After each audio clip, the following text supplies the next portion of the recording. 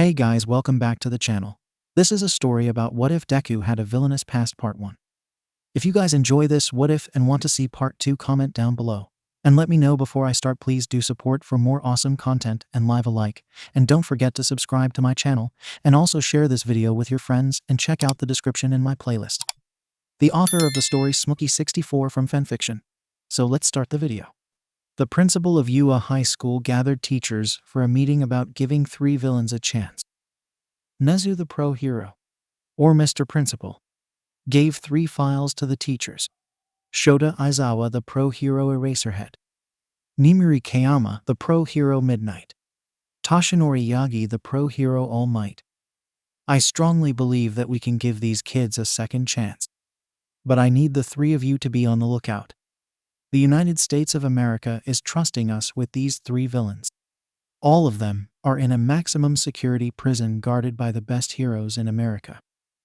But because they are still kids, **𝗧𝗵𝗲 looks closely at the pictures of the villains **. I want to give them a chance.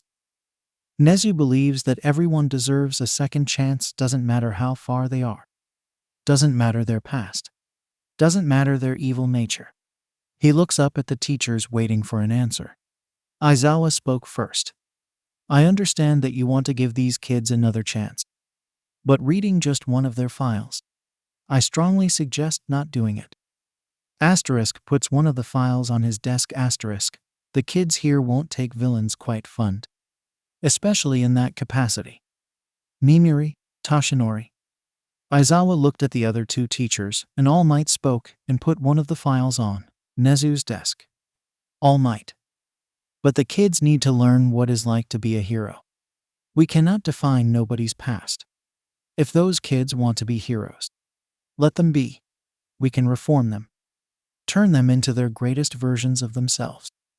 I believe 𝗧𝗏 has an amazing idea. ** All Might look at 𝗵𝗲𝗃. She looks at one of the files and places it on 𝗧𝗏's desk. She reads the other files and then places them on the desk. But before she can grab the 3rd file, 𝗧𝗏 grabs it and says, 𝗧𝗏, so, 𝗵𝗲𝗃, what's your opinion? She thinks for a second and says, 𝗵𝗲𝗃, I think it's a lovely idea. But we must be cautious. Will the other teachers know of this? If so, how will they also react? Kids will be kids, but for a teacher, not everyone takes a villain with open arms. 𝗧𝗏 thinks for a moment. 𝗧𝗏, I want the 3 of you to check on those kids daily. But those kids will supervised by a guardian looking at them. And don't worry, 𝗧𝗏. Their quirk won't be a problem. The United States of America will give them a collar around their necks to limit their quirks. 𝗧𝗏 shrugs and disagrees with this. I understand that they are kids. But putting them with ours is not the case here. 𝗧𝗏, don't worry. They have rules and so do we. 𝗧𝗏 was not happy about this, but he agreed. 𝗧𝗏, fine. I trust you all that we can make these villains into heroes. ** He walks away. ** All Might. Then it's settled. ** He walks away. ** Midnight. Can't wait to see our new students. ~𝗏𝗲. Before she could walk away, 𝗧𝗏 stopped her and said, 𝗧𝗏, 𝗵𝗲𝗃, a word. She turns around. Midnight. Yes. 𝗧𝗏 looked at the file he had on his arm and said, 𝗧𝗏, I hope you understand that. 𝐬𝐻 High School is about forming the next generation of heroes. But as much as we can change them, it's their path that sharpens their destiny. 𝗵𝗲𝗃, I hope you can understand that if something bad happens to our kids here with those villains, you will not hesitate. All right, Midnight. Of course, I won't hesitate to defend the kids by the hands of villains, even if they are trying to be better. Midnight walked away. 𝗧𝗏 smiled and began to make a call. Meanwhile, in the United States of America, in the biggest maximum security prison for villains, one of the wardens of the prison answered a call. Yeah, really? Ha. Well, it's going to be their problem now. ** He hangs up and waves at 6 guards that the Japanese heroes are accepting the villains. ** One of them nodded and pressed a remote red button, and an alarm sounded in the prison. The prisoners and villains got up from what they were doing and went back to their cells. A cell opened and 5 guards pointed their guns at the villain. "Make one move and you're dead," one of the guards yelled at the villain. The villain got up and walked closer to one of them. The villain was at least 6 feet tall, with orange eyes and a muscular physique. The guards quickly put her in handcuffs and a shock collar. "Move." The villain began to move. Meanwhile, 6 other guards had electric fences around them and slippery floors. One of them had a gas mask and was ready to throw mustard gas. Step, before he could finish his word. The villain was already in front of him. Like lightning, he quickly puts him in handcuffs, and he begins to move. The villain had blue eyes and a normal physique. The warden called a hero for the last one. Yeah, the other 2 are on the bus. But this one, I can't trust that monster to even sneeze right next to us. We need a hero. Anyone. He hangs up. He picked up his gun and went outside of his office. The warden began to walk towards the last cell. The last cell had multiple security doors. Each one that the warden opens, it's worse and worse. The villains mock them, yelling at them, saying how cowardly move. But the warden was just following orders. There it is. He finally sees the last cell. He heard armored guards running towards him, and they were all pointing their guns at the cell. 20 on the warden's left and 20 on his right.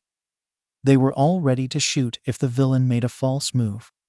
Heart beating, hands shaking, fear in the guard's eyes. A hero appeared behind the warden, and he said, "Open the cell." The cell began to open. The hero began to sweat and was holding his stare towards the opening door, and his heart was also beating fast. The cell opens, and before the villain can walk out, the hero gets closer to him and puts the shock collar on him. But that wasn't all. They put him in a dark helmet that looks like an astronaut. They all had fear in their eyes once the villain got out of the cell, and they all started walking with him. The villain finally entered the bus with the other 2, and he sat down with 3 guards on his left, right, and center. The warden walked away with his men, and the bus drove off to the airport. Once they reached the airport, they put the villains inside an armored airplane. Then they took off to Japan. Meanwhile, in Yuwa High School, Aizawa, "Explain to me this plan. Do you think they want to change?"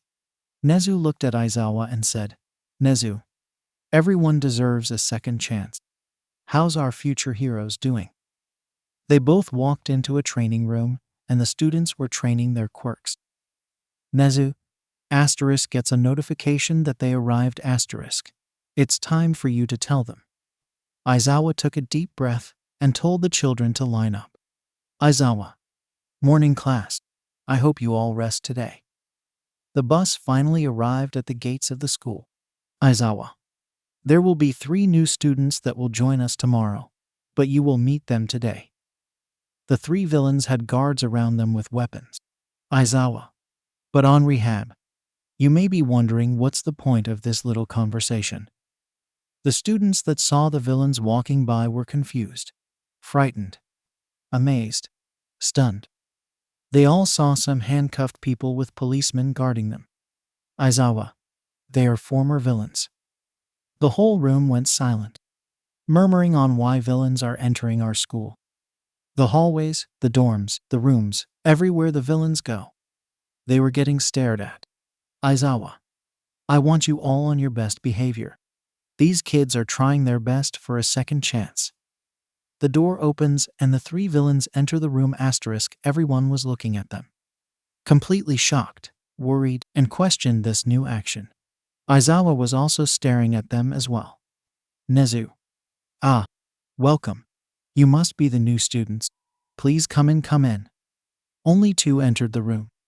The other one was waiting for the guards to permit them. Nezu looks at the last one. "Nezu, please come in. Nobody is here to judge you." The last one entered the room, and everyone was confused that he was wearing a helmet. The guards then entered, and one of them spoke. "Guard. Morning class. Sorry to interrupt your training. But these three will be your new classmates. We shall begin to introduce them. The guard looks at the tallest one. Asterisk guard. 𝗧𝗂, step forward. 𝗧𝗂 stepped forward. Guard. Ladies, this is 𝗧𝗂. She will be your new roommate. The guard told her to leave and she left. Guard. Alfred. Alfred was next to the guard in the blink of an eye. His speed shocked the students and teachers. Guard. This is Alfred. He will be your new roommate. You can go. Alfred left the room waiting outside. The guard turned around and said to the last one, Guard. Move it, freak. The last villain got closer to the guard. Guard. This is 𝗧𝗍𝗍. You may be wondering why the helmet. Simple. To hold his quirk. All of the villains will have a shock collar around their necks. Except 𝗧𝗍𝗍. 𝗧𝗍𝗍 will not have a roommate. He will sleep with eyes looking at him. When he's training, when he's eating, when he's reading a book. Asterisk looks at Aizawa. Asterisk this boy was in a maximum security cell with the key thrown away. If this monster makes a false move, I don't care what is your hero code here. You don't hesitate on taking his life. He grabs 𝗧𝗍𝗍 by the arm, and they both left the room. The students were still shocked at what happened. After the day was over, the students were discussing about the villains. Bakugo. Villains? What the hell are we supposed to do? Give them a head pat and think all their crimes are gone. 𝗕𝗏𝗏. They told us only 2 will be in Class A. The other one, if I'm not mistaken, 𝗧𝗍𝗍 won't be training his quirk. Shoto appeared at the lunch table and spoke. Shoto. Apparently that guy has some immense power. To the point that it took more than 8 or even 10 heroes to stop him. But I also heard he doesn't want to use his quirk. He just wants to invent. 𝗕𝗏𝗏 raised an eyebrow and spoke. 𝗕𝗏𝗏. Strange. If he was the most dangerous out of the 3, why does he want to just invent? He must be planning something else. But again, let's see if they want to change. Izuku Midoriya was at the table, but was just hearing. Izuku thinking. MHM. Villains doing rehab. Maybe if I have a chance I can talk to one of them. To see what is their quirk. Just in case. Izuku then left the table. Kirishima, look. The best thing we can do is trust our teachers. But the 𝗧𝗍𝗍 guy, he needs to do everything alone. 𝗕𝗏𝗏 nodded and spoke. Eating, training, sleeping. Everything. Bakugo. Everything. He can't be that dangerous. I can probably beat him to a pulp. Asterisk he looks at his hands and clutches his fist. Asterisk. I can beat him in seconds. While the students continue to talk about the new villains, Izuku Midoriya began to walk towards the 2 villains who were staying in different dorms. Izuku. At least these 2 are getting with roommates. I wonder. MHM. Izuku looked to his right and saw Ochako Yoraraka talking with some girls. Ochako. You saw how 𝗧𝗂 was looking at us? Scanning us. Like some kind of animal. Izuku heard the conversation, but continued his path. Izuku. MHM. Maybe. If I try and talk to 𝗧𝗂, I can learn more about her quit. Izuku heard Katsuki Bakugo yelling at someone. Bakugo. What? Hell nah. Everyone was confused about what was happening until he continued to speak. Bakugo. I'm not sleeping with no villain. It would appear that one of the villains is staying with Bakugo. Bakugo being the great sport, he has extended his arm towards his new roommate. Fire began to light in his hand. Asterisk Bakugo. I'll show you. Before he could speak, the villain was right in front of him. He was shocked at the speed and everyone that saw it. It was Alfred, his new roommate and former villain, trying out this new rehab thing, and he spoke. Alfred. You must be Katsuki Bakugo. I'm Alfred Gsell. Asterisk. He extended his hand for a handshake. Asterisk. But it would appear that you don't want a handshake. Let me be clear, my new friend. By the laws of the United States of America, hero law, the moment you extend that hand to harm me, threaten me, or even use your quirk against me, This collar I have on my neck will be detached from my neck in the next 60 seconds, and in those 60 seconds, I will defend myself. Although, I don't see or hear teachers around here yet, so best do believe it will be more than just 60 seconds. So why don't you be a good friend and give me a handshake? Bakugo was left speechless, but he had no choice but to give his roommate a handshake. Alfred. Splendid, splendid. Please, I want to hear everything about you. Before he could speak, Alfred dragged him into the dorm and closed the door. Izuku was quite shocked at what happened, but before he could leave straight to his dorm, he heard a yelp behind him. He turned around, and it was Ochako frozen looking inside her dorm. Ochako thinking, and no way, why me? It was the other villain, 𝗧𝗓. 𝗧𝗓 was looking at the door, and she slightly smiled at her. 𝗧𝗓, hi. She waved at Ochako and said, 𝗧𝗓, I'm 𝗧𝗓. What's your name? Asterisk, she extended her hand at her asterisk. Ochako was shocked, but said, Ochako. I'm Ochako. She shook her hand. Ochako thinking, her hand is so heavy. Izuku then walked away thinking to himself, where is Ezekiel? Izuku? I have to find him. I really want to know his quirk. If he's the most dangerous one. It was nighttime at around 11:55 p.m. All of the students were sleeping except one. Beep, beep, beep. Asterisk, someone turned off the clock. The figure went straight to the bathroom to brush his teeth and take a shower. In 30 minutes or so he got out of the bathroom and went straight to the kitchen and began to make food. Grabs a remote to play cartoons on TV. Asterisk, once the figure finished eating, he put on the helmet that restrained his quirk.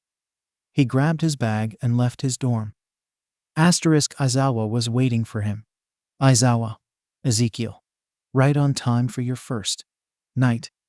Ezekiel extended his arm for a handshake. Aizawa. Not a person that speaks a lot?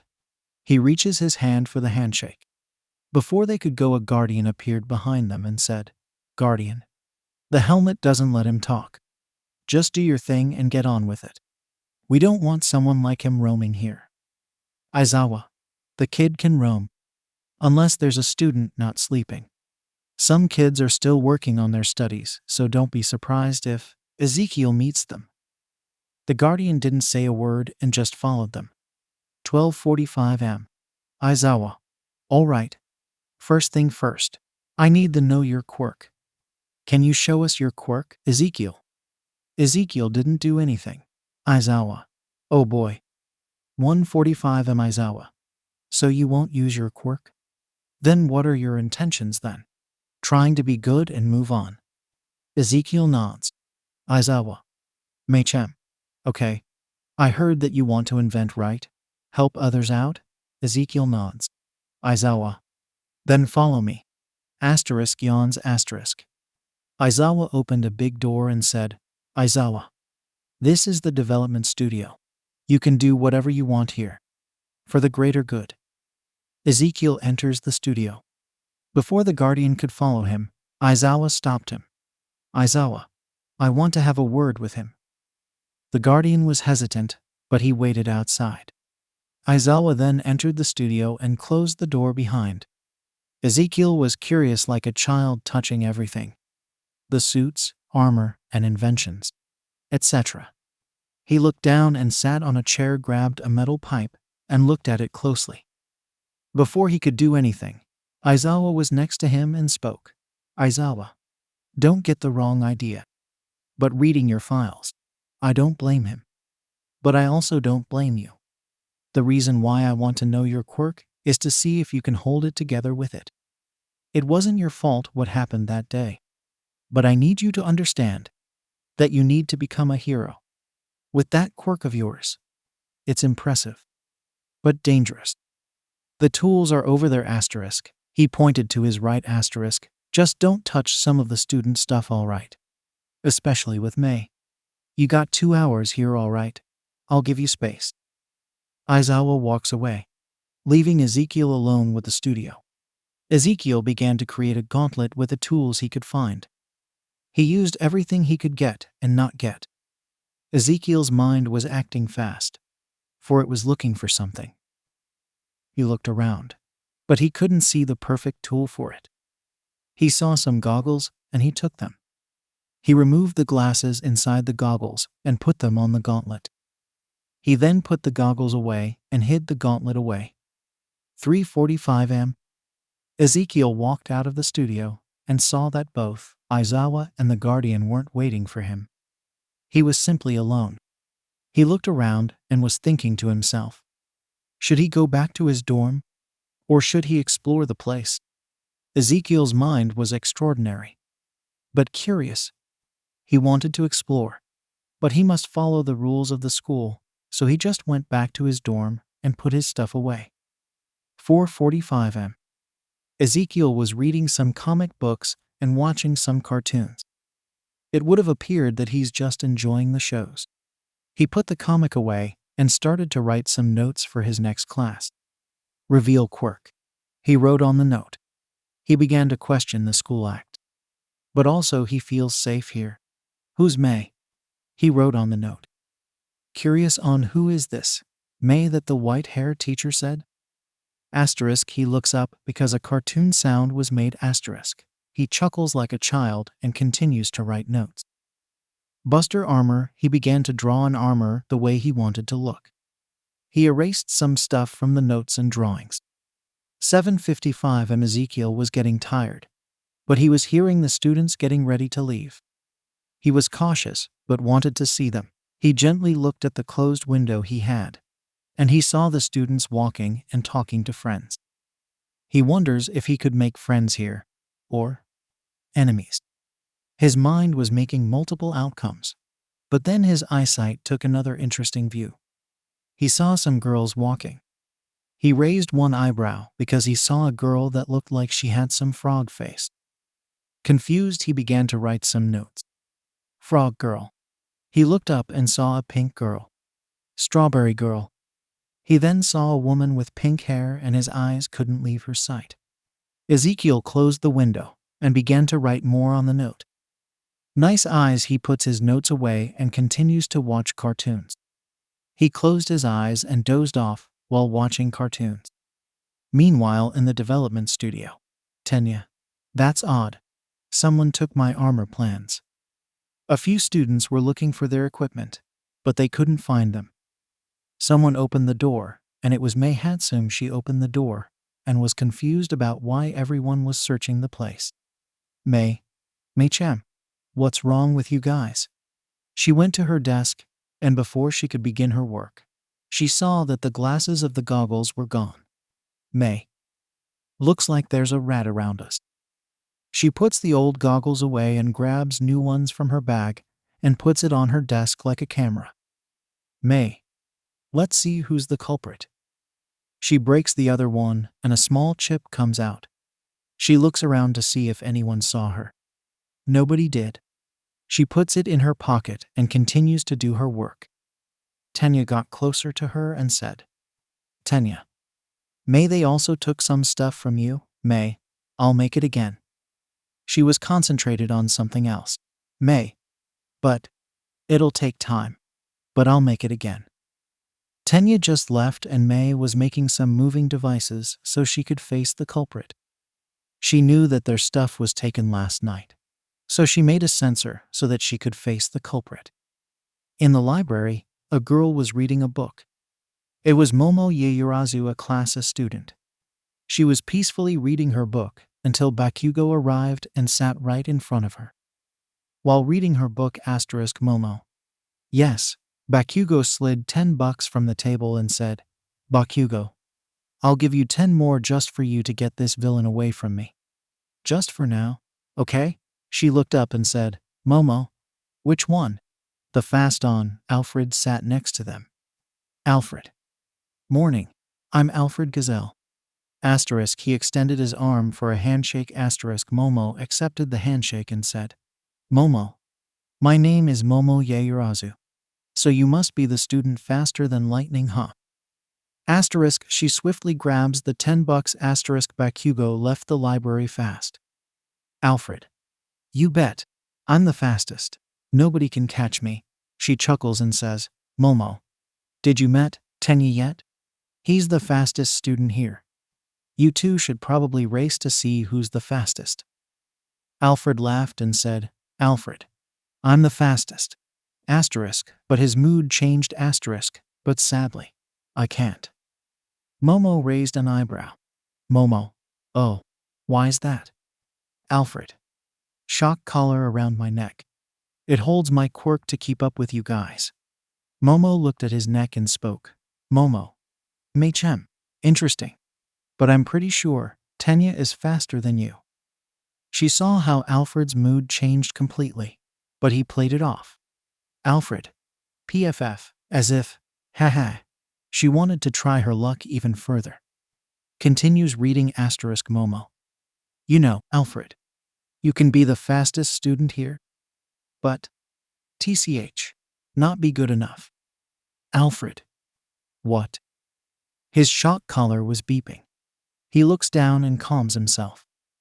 Momo smirked and said, Momo, someone has a bad temper. Tell me, was it mom or dad? Alfred left in a blink of an eye. Momo, MHA. Guess both. She continues to read again. Meanwhile, Alfred was outside looking at the trees. Alfred, I'm good enough. Who does she think she is? But, is she right? Nah, she doesn't know me. But, does she? Before Momo could change the next page, Alfred appeared again. Momo. Hello again, Alfred. Alfred, what's your deal? She closed her book and said, Momo. Well, to be fair, I was doing this for $10. But now that you're listening, I'm impressed. How old are you? Alfred. I'm the youngest of the other two, 15. She was surprised by the age. Momo put her book away and said, Momo, what happened? Nobody is here. You can talk to me. Alfred looked around and said, Alfred, Dad, I wasn't good enough in everything I did. He wanted more, but that more was never good. Once I had my quirk, it was never enough. I tried and tried and tried, to the point of almost perfecting my quirk at a young age. Momo was hearing cautiously. Momo, perfecting a quirk at such a young age. That means if you even use it at full power. Asterisk, she was thinking for a moment asterisk, you could potentially have a worse outcome when overloading your quirk. What's the name of your quirk? Alfred. 𝗓𝗲𝗄. I called it like that. I can move extremely fast, teleport with lightning, and see the future outcome with a lightning strike. Momo was quite impressed by this quirk, but also concerned. Momo. So much lightning inside your body. It could give you a heart attack. Alfred played it off. Alfred. Nah, I'll be fine. Momo looks him up and down. Momo. You're breathing heavily. Every time you run you hold your chest. The quirk is taking a toll on your body. Take it slow, all right? She got up and said, Momo? Well, it's nice to meet you, Alfred. I hope we can meet again tomorrow or later. Alfred got up so fast and said, Alfred. Hey. What class are you going? He was excited like a small puppy. Momo chuckled and said, Momo. Training room. Just going to practice my quirk. Alfred began to follow her. Alfred. 𝗵𝗲𝗄. So I heard that your quirk is like creation. From your body, right? She nods and continues to walk. Alfred. 𝗵𝗲𝗄. You're very mature up there. He points her head. Momo. How so? She stops and looks at him. Alfred. The way you speak. The way you think. Yeah, that. But most importantly, the way you act. Haha. She smirks and says, Momo. Look. I have to go. But if you want to speak to me more, I'm either in the library. But also, show the real you next time. She walks away. Alfred in the hallway. Alfred. The real me. PF. This is the real me. He looks around the school and sees 𝗕𝗏𝗄. 𝗕𝗏𝗄 got out of the development studio thinking to himself what happened to the parts of his armor. 𝗕𝗏𝗄. I have to start again, huh? But this time, I'll hide the armor next time. Can't believe there's someone here stealing parts from our partners. Alfred appeared behind him and spooked. 𝗕𝗏. Alfred. You must be. 𝗕𝗏. I'm Alfred. Nice to meet you. 𝗕𝗏. Hi. You must be that new speedy kid here. What's your quirk? 𝗕𝗏 was trying to see if he could find a weak point. Alfred. Oh, it's called 𝗓𝗲𝗄𝐴. Lightning.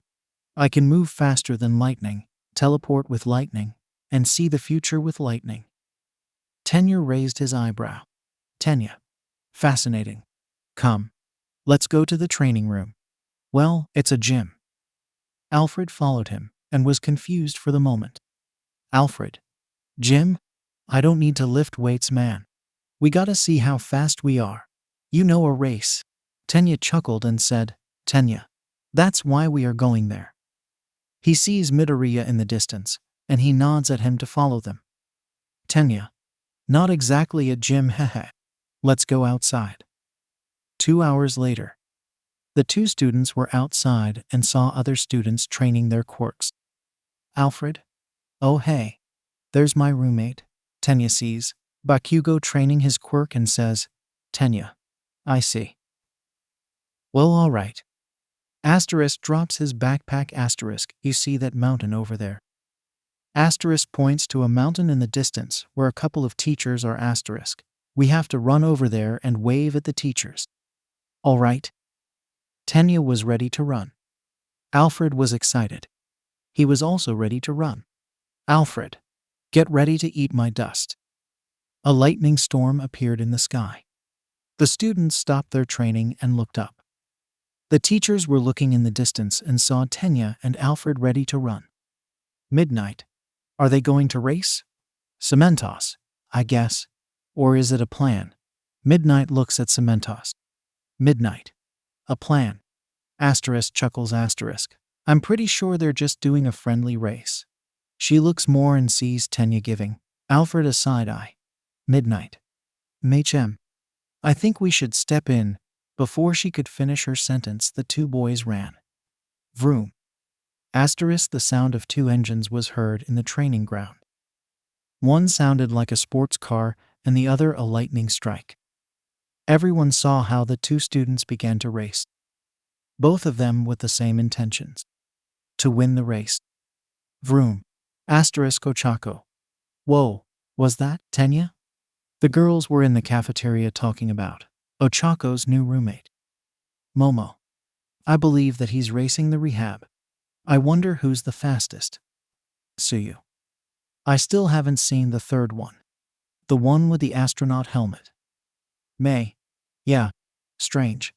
Asterisk. She was looking at the old recordings from last night and saw a figure with a helmet taking stuff and making a gauntlet. Asterisk. MHA. Asterisk. She got up. Asterisk. I have to go. Thanks for inviting me. She walks away. Tsuyu looked at 𝗬𝗏𝗄𝐴 and spoke. Tsuyu. Hey, why don't you talk to Aisha? I heard she knows something about the third rehab. 𝗬𝗏𝗄𝐴. I could, but she's in class now. Probably later. She continued to eat her food and Momo spoke. Momo. I was talking to one of the rehabs earlier. It's impressive how fast he is with a collar that limits his quirk. Tsuyu. Really? I heard that the third rehab has a quirk that not even the teachers know. That's why he wears a helmet, unlike the others. I guess he can't use his quirk. 𝗬𝗏𝗄𝐴 then spoke. Aisha told me hers. It's very scary. The girls continued eating in the cafeteria and Tsuyu spoke. Tsuyu. Really? Asterisk. She eats an apple. Asterisk. How scary is it? Momo was drinking water and was hearing 𝗬𝗏𝗄𝐴. 𝗬𝗏𝗄𝐴. I think it's called saber. I think it can enhance her body like a beast.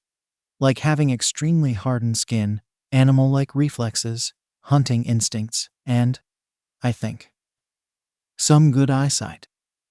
Momo questions the quirk. Momo. It's remarkable how quirks work. But the way this one works. MHA. Does it give her some type of adaptive system like animals do? 𝗬𝗏𝗄𝐴 eats a chip and says. 𝗬𝗏𝗄𝐴. Pretty much, yeah, Momo. Can the quirk overload? Too much adaptation can cause massive fatigue. Or even worse, 𝐒𝐻𝐻 sat down and spoke. 𝐒𝐻𝐻. Can I sit here with you girls, right? 𝐒𝐭𝐚𝐲 nodded. So did Momo and 𝗂𝗧𝗵𝗲. She began to eat and said, 𝐒𝐻𝐻. You guys saw the race? I heard the guy with the glasses won. Momo raised an eyebrow. Momo. Did he know? What happened to Alfred? 𝐒𝐻𝐻. He stopped midway. He just looked at the guy with the glasses on the top and just walked away. She took a massive bite of her burger and chips. The girls were disgusted by the way she ate the food. Like an animal. Momo then spoke. Momo. So he just left? Like that? 𝐒𝐻𝐻 swallowed her food and said, 𝐒𝐻𝐻. Yeah, he would have won the race if he wasn't so thoughtful. He told me that some girl earlier wanted to see the real him. Momo got up. Momo. I have to go. I need to finish some work. She left. 𝗬𝗠 finished her food and said, 𝗬𝗠. Hey, 𝐒𝐻𝐻. Do you know anything about the third rehab? The one with the helmet? She looked at 𝗬𝗠 and said, 𝗬𝗂𝐻. MHA Ezekiel. Yeah, I know him. 𝗂𝗧𝗪 stopped eating and said, 𝗂𝗧𝗪. We would love to know about Ezekiel. 𝗬𝗂𝐻. Okay. His father was an American animator. He always watches cartoons. Or reads something about cartoons. Very nice guy. Gullible and kind. He sees the world differently. He doesn't talk a lot because of an accident. Both 𝗂𝗧𝗪 and 𝗬𝗠 looked at each other, and then to 𝗬𝗂𝗪. 𝗂𝗧𝗪. What accident? 𝗬𝗂𝗪. After his father lost his job, his girl, etc. He was very violent towards him. To the point of cutting half of his tongue. He speaks, but not fluently. But even then, Ezekiel found comfort in watching cartoons. With every beating he had, he went straight to watch cartoons. Even when he's stressed, he still watches cartoons. He thinks that those drawings on the TV are his friends. Haha. 𝗬𝗠 was quite shocked about this revelation. 𝗬𝗠. Cartoons are his coping mechanism. Wow. Do you know anything about his quirk? 𝗬𝗂𝗪 finished her food extremely fast, like 2 or 3 bites, and it was gone. 𝗬𝗂𝗪. I can't tell you a lot because I have little knowledge of it. But I've seen it in action. It's very bizarre. I'm even afraid of it. I'm a hunter. Well, I was. But that's not the case. She got up from the chair and left. 𝗬𝗂𝗪. See you guys later. 𝗬𝗠 got up as well. 𝗬𝗠. I'm off as well. She left, leaving 𝗂𝗧𝗪 alone. 𝗂𝗧𝗪 was thinking to herself about what is Ezekiel's powers. But before she could act on this investigation, she wanted to make a meeting later to discuss the other 2 rehabs. After school, 𝗤𝗨, 𝗧𝗑, 𝗵𝗃𝗲, Momo, and 𝗂𝗧𝗪 were in a classroom at night discussing the 2 rehabs. 𝗬𝗂𝗪 and Alfred. 𝗧𝗑. I was writing some notes on the race between 𝗤𝗨 and Alfred. I saw that Alfred was breathing heavily. But even then he was this close. He puts both of his fingers in the air to pass. 𝗤𝗨. And this is with the collars around his neck. Meaning. 𝗤𝗨 spoke. 𝗤𝗨. It means that he could be 10 times faster than me when he's without that collar. I know he's trying to be good. But we can't trust a villain. For now. 𝗵𝗃𝗲. The kid is smart. He won't be so easy to beat if he goes rogue again. He can finish subjects and exams with a snap of a finger. His brain thinks faster than a normal person. But he's not very good at fighting. He's fast, but not a fighter. Momo then spoke. Momo. Not a fighter. If he's smart like you're saying he is, he can strategize an opening and win. Not every fight needs to be with fists and attacks. Just a mind. Momo was making a good point. Not every fight needs to be with a fist. But with minds. 𝗤𝗨. 𝗂𝗧𝗪. How about 𝗬𝗂𝗪? 𝗂𝗧𝗪. Her quirk can enchant her body like a beast. Like an animal. Everything of a hunting animal. Even the adaptability. 𝗧𝗑. Adaptive quirk? MHA. We need more research on her. Hey, 𝗕𝗏𝗓𝗏. The sports festival is next week, right? 𝗕𝗏 was thinking about this. 𝗕𝗏, MHA. I don't think that's a good idea, 𝗧𝗑𝗁. It depends on the teachers who want them in. But if they're on rehab, I'm pretty sure they will be on the festival. But we need all of them on this. Even 𝗧𝗑𝗁. MHA. The match card will be sent tomorrow. If I can somehow try and change those match cards, then we can think of something. Momo. Yeah. **yawns**. Well, if you excuse me. I'm tired and I want to go to bed. So, see you guys tomorrow. She got up and left the classroom. The others did the same thing and left the classroom. After a day full of work, the students went back to their dorms, but not because they're tired. Because they are waiting to see any movement while the other students sleep. Beep, beep. *11:55 p.m. 𝗧𝗑𝗁 turned on his light and went straight to the bathroom.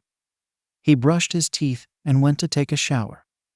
12:30 am. After he finished taking a shower, he cooked some breakfast for himself and dressed for school. He put on the helmet and opened the door. 𝗧𝗑𝗁 looked to his left and his right. He saw that nobody was there, so he went straight to class.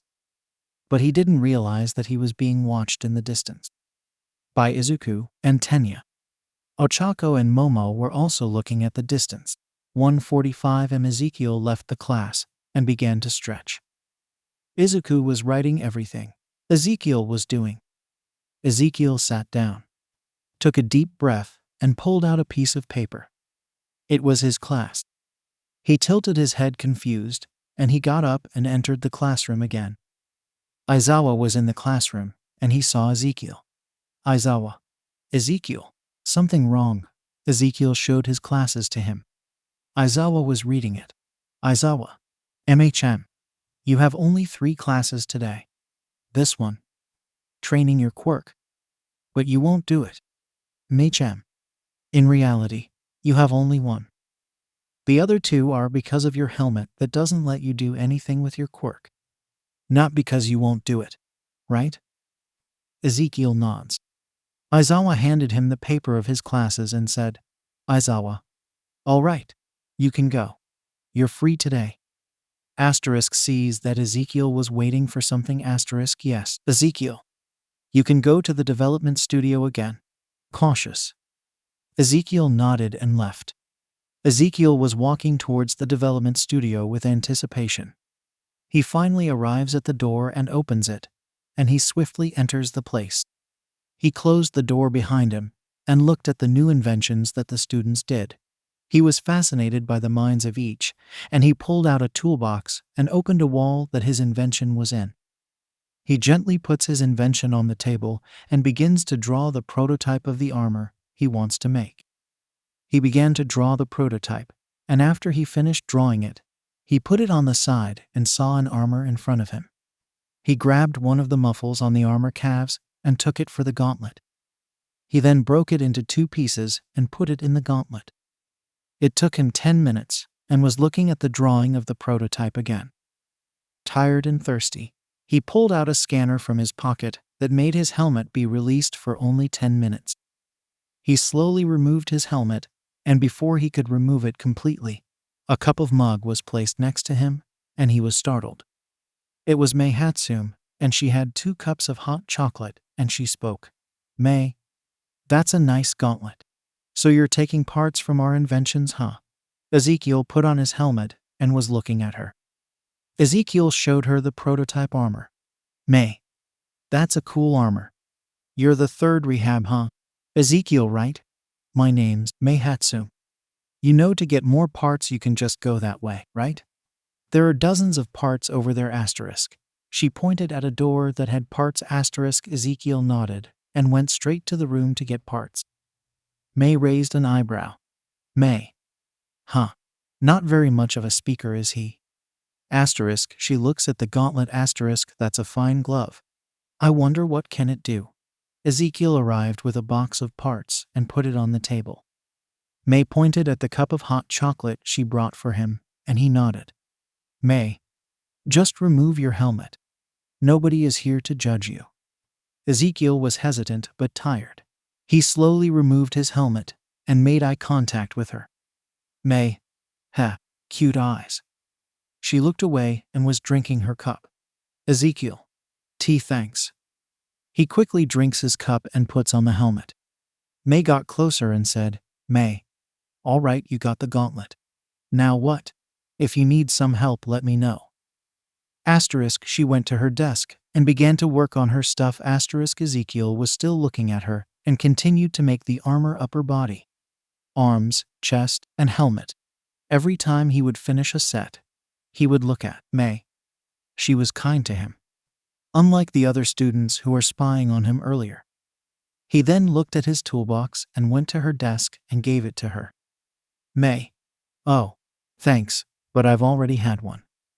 Ezekiel opened the toolbox and began to write something on a piece of paper. Think of something you need and the toolbox will have it for you. Confused, she looks up at him. 𝗵, sure, well, I need a new wrench, so why not? She puts her hand on the toolbox and a brand new wrench is in her hand. *what? How did you? Ezekiel continues to create his armor. 𝗵 was stunned at what happened. 𝗵 to herself. Is this his quirk? A pocket dimension power? Ezekiel was still making the armor, but he was making bracelets for both wrists. He put it on and stepped back. 𝗵 stopped what she was doing and was just looking at him. Ezekiel raised his left arm and the gauntlet flew towards his arm and merged with it. He did it again with the right one, and the right hand of the armor flew to merge with his hand. He then touched his chest, and the chest plate of the armor flew towards his chest and merged with it. 𝗵 was quite impressed with the armor Ezekiel was making. He then released the armor with a snap of his fingers, and they all flew towards the desk it was. He quickly grabbed the armor and hid it away. He looked at 𝗵 and waved at her. 𝗵, leaving so soon? She was eyeing Ezekiel, but Ezekiel just waved at her and left. 𝗵, being alone and curious about the new armor, got up and saw where he hid the prototype. She looked at the prototype that was behind a painting wall, and before she could touch it, one of the guardians appeared behind her. 𝐵uardian, did he hurt you? 𝗵, startled, she spoke. 𝗵, no, he was just doing this. So, how did he do this in such a short time? The guardian looked at the armor and spoke. 𝗵uardian, he's a great inventor. He one time created a nebular reactor with a box of scraps and parts to give power to an entire continent. It worked, but the heroes shut it down. You know, sometimes I think he just sees the world differently. The guardian looked at the armor one more time and said, 𝗵uardian, maybe he sees something that we don't. His quirk proves it. He leaves 𝗵 alone. 𝗵 looked at the prototype and looked at the box of tools he left for her. She walked towards the box of tools and began to examine it. 𝗵, something is not adding up. She picks up the toolbox. It's light, like if there's nothing inside. She opens it, and it is empty. A pocket dimension quirk. I wonder. She was thinking about a burrito and put her hand inside the toolbox, and she grabbed the burrito. Nah.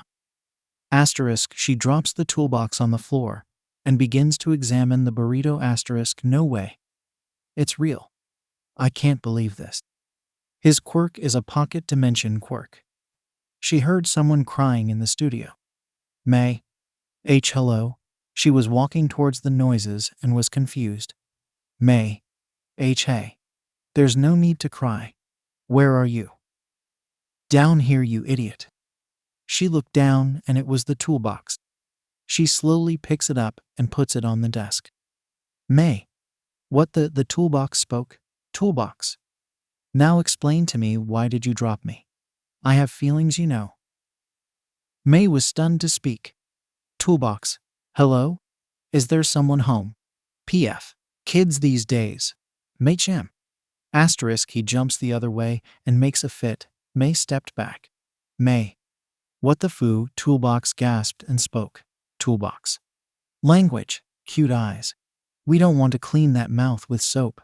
May picks up the toolbox. May, you're alive? The toolbox said, toolbox. Unhand me, woman.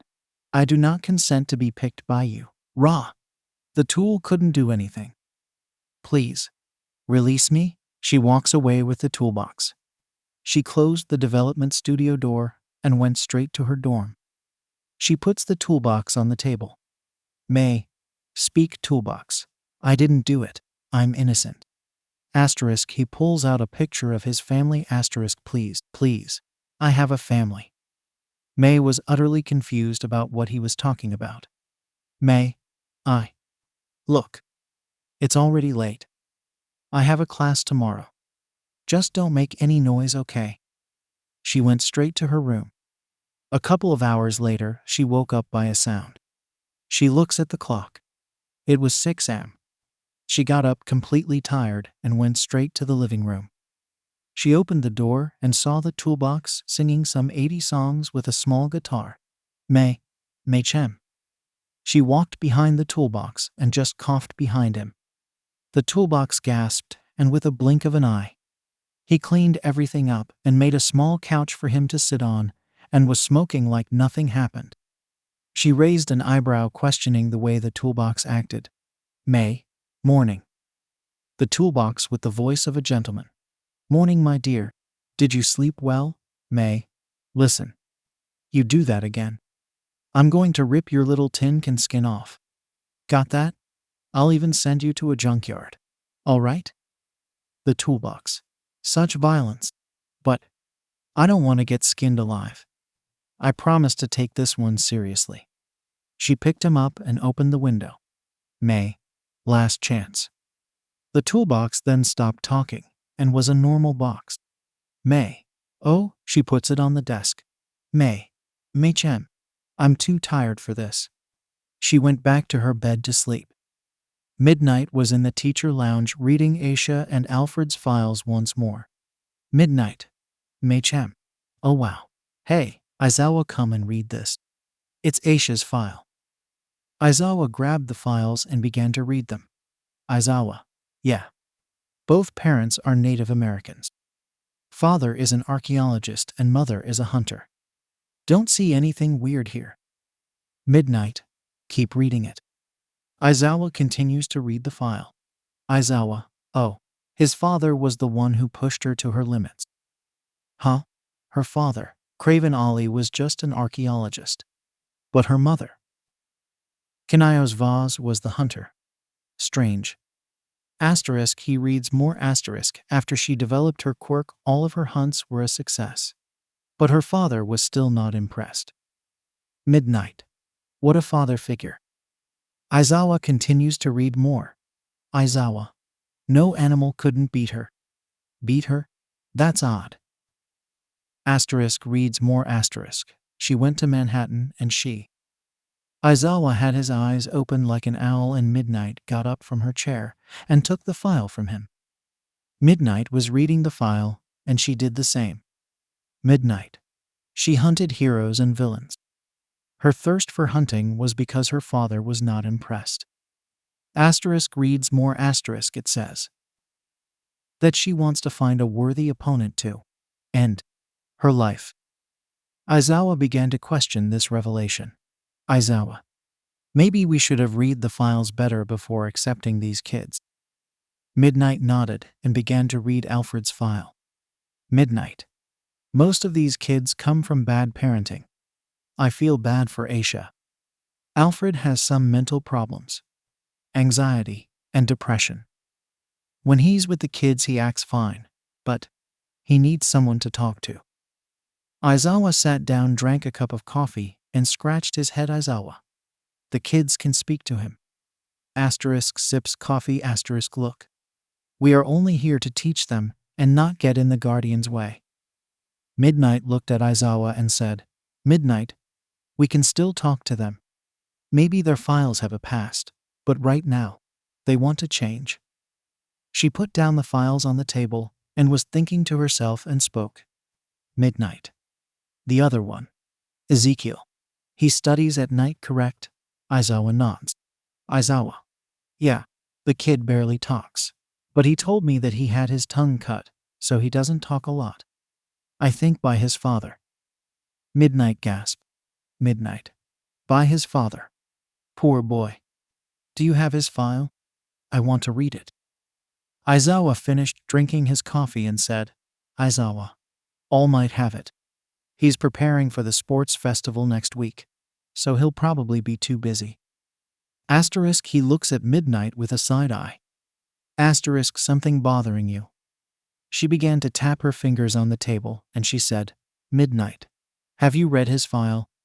The Guardian the other day told me that you read it. You're teaching him at night. How violent is he? Aizawa was hesitant and said, Aizawa. He's a calm kid.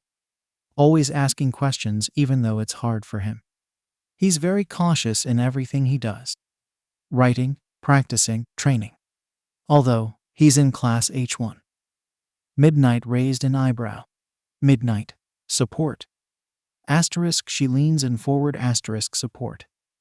How dangerous is he? He wears a helmet. Every move he makes it's a threat. And he's in support.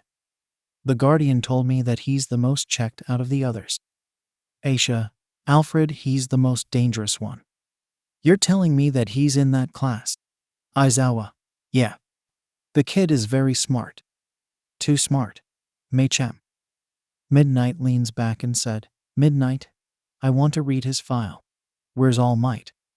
She got up, and before she could leave and find All Might, Aizawa quickly stopped her. Aizawa.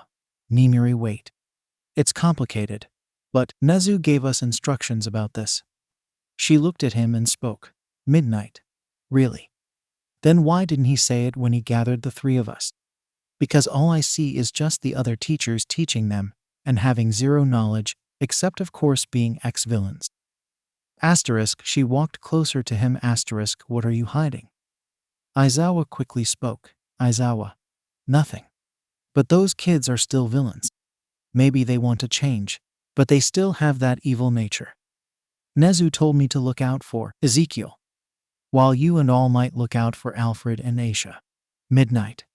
If I see him then I'll talk to him, but until then, I'll wait for that sports festival. Aizawa was confused. Aizawa. You don't think those villains are going to be at the festival, right? Midnight. Heroes in training, you mean? The sports festival is for every class. To use their armor, weapon, or skill to see who would win. Aizawa got up and went straight to the door. Aizawa. If you say so. Aisha and Alfred might be at the sports festival. But Ezekiel won't be in the sports festival. He opens the door and leaves the room, leaving Midnight alone. Midnight smirked, and then left the room and went to find All Might. She stumbled across the other former villains, Alfred and Aisha, having a conversation, and she smiled and waved at them. She also saw in the distance Izuku and Tenure writing notes. She continued to walk and saw Mei Hatsum looking at a blue paper with designs. Midnight. New inventions. Mei? Mei turned around and said, Mei? No. This is from that rehab. That studies at night. He's remarkable. This armor. Wow. Midnight leans in closer and sees the blueprint. Midnight. MHA. Very nice. But tell me. Asterisk she got closer to her asterisk. Why do you think he's remarkable tilde? Asterisk she smirks asterisk. Mei quickly put the blueprint away and said, Mei. He's smarter than me. Nothing else. She quickly went back to the studio. Midnight chuckles and walks away. After a few minutes, she found All Might. Midnight. Toshinori. A word with you. All Might turn around and say, All Might. Yes. They both walked together. Midnight. Do you have Ezekiel's files? I must read it. All Might was cautious with this. All Might. Wanting to learn more about Ezekiel. You can see him in action at the sports festival. He's going to face Shoto Todoroki. Midnight stops and All Might walk away. Midnight was thinking to herself, why didn't All Might just hand over the files? She quickly realized that they were hiding something from her. She walks the other direction and was talking to herself. Midnight. MHM. Given the fact that All Might have the files. I'm pretty sure he'll have it once Endeavor's boy fights him. Asterisk, she smirks and walks away. Asterisk, meanwhile in the development studio. May. The prototype he's making. It's not an ordinary armor. This asterisk reads carefully asterisk, no way. This isn't an ordinary armor I have seen. It's a buster armor. A buster armor is designed to fight the specific user. It was created to block or negate the power, and even rival and upper hand one user's quirk, to the point of submission or death. May was reading cautiously and wanted to warn the teachers about what this rehab was making. May. I have to tell this to the teachers, but no. I'll talk to him at night. May waited all day for him to arrive. She was finishing some stuff on her gadgets and heard the door open. She turned around and saw Ezekiel. May smiled and spoke. May. The same thing. He nodded and went to find his armor. May was following him and began to talk about this revelation. May. It's a buster. Why are you making a buster? Ezekiel looked at her and said nothing. He continued to create new stuff, and she spoke again. May. What's wrong? Did the cat get your tongue? Answer me before I tell this to the teachers, and they revoked your chance on making inventions villain. Ezekiel stopped and looked at May. May. I'm waiting. Asterisk, she puts her hand on her hips. Asterisk. Ezekiel slowly removed his helmet with a device and looked at May. May. Yeah, I get it. You have cute eyes. Tell me, why are you making a buster, Ezekiel? F for myself. His voice was trembling like he was having a hard time while speaking. May sat down next to him and said, May. Why are you making a buster for yourself? Is there something you want to talk about? I'm all ears. Ezekiel put some stuff away and said, Ezekiel. My quirk. No. I'm just creating this armor. For myself if I go back to my old ways. His voice sounded like he was missing something. May was confused and concerned about this and said, May. But why? This armor. I have no idea what you did when you were a villain. But you're not that person, all right? You're not the same person. Ezekiel looked at her and said, Ezekiel. No, I'm just doing this for the safety of others. My quirk is something that nobody knows. It took heroes and villains to even do something towards me. His voice was with guilt and regret. May. Look, I don't know you. But this is going beyond what a hero does. You need to move on. Your sins are there, but not everyone gets a second chance. You got it. The other two also have a second chance to be a good person. To be heroes. Ezekiel. I'm not a good person. I learned that from my father. May stopped him. May. Your father is not here, Ezekiel, I know. May realized that this conversation was very personal to him, and she wanted to test her luck. May. Are you okay? You sounded very irritated when I said that. Ezekiel took a deep breath and said, Ezekiel. Sorry.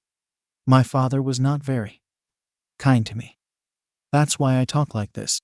He cut my tongue in half.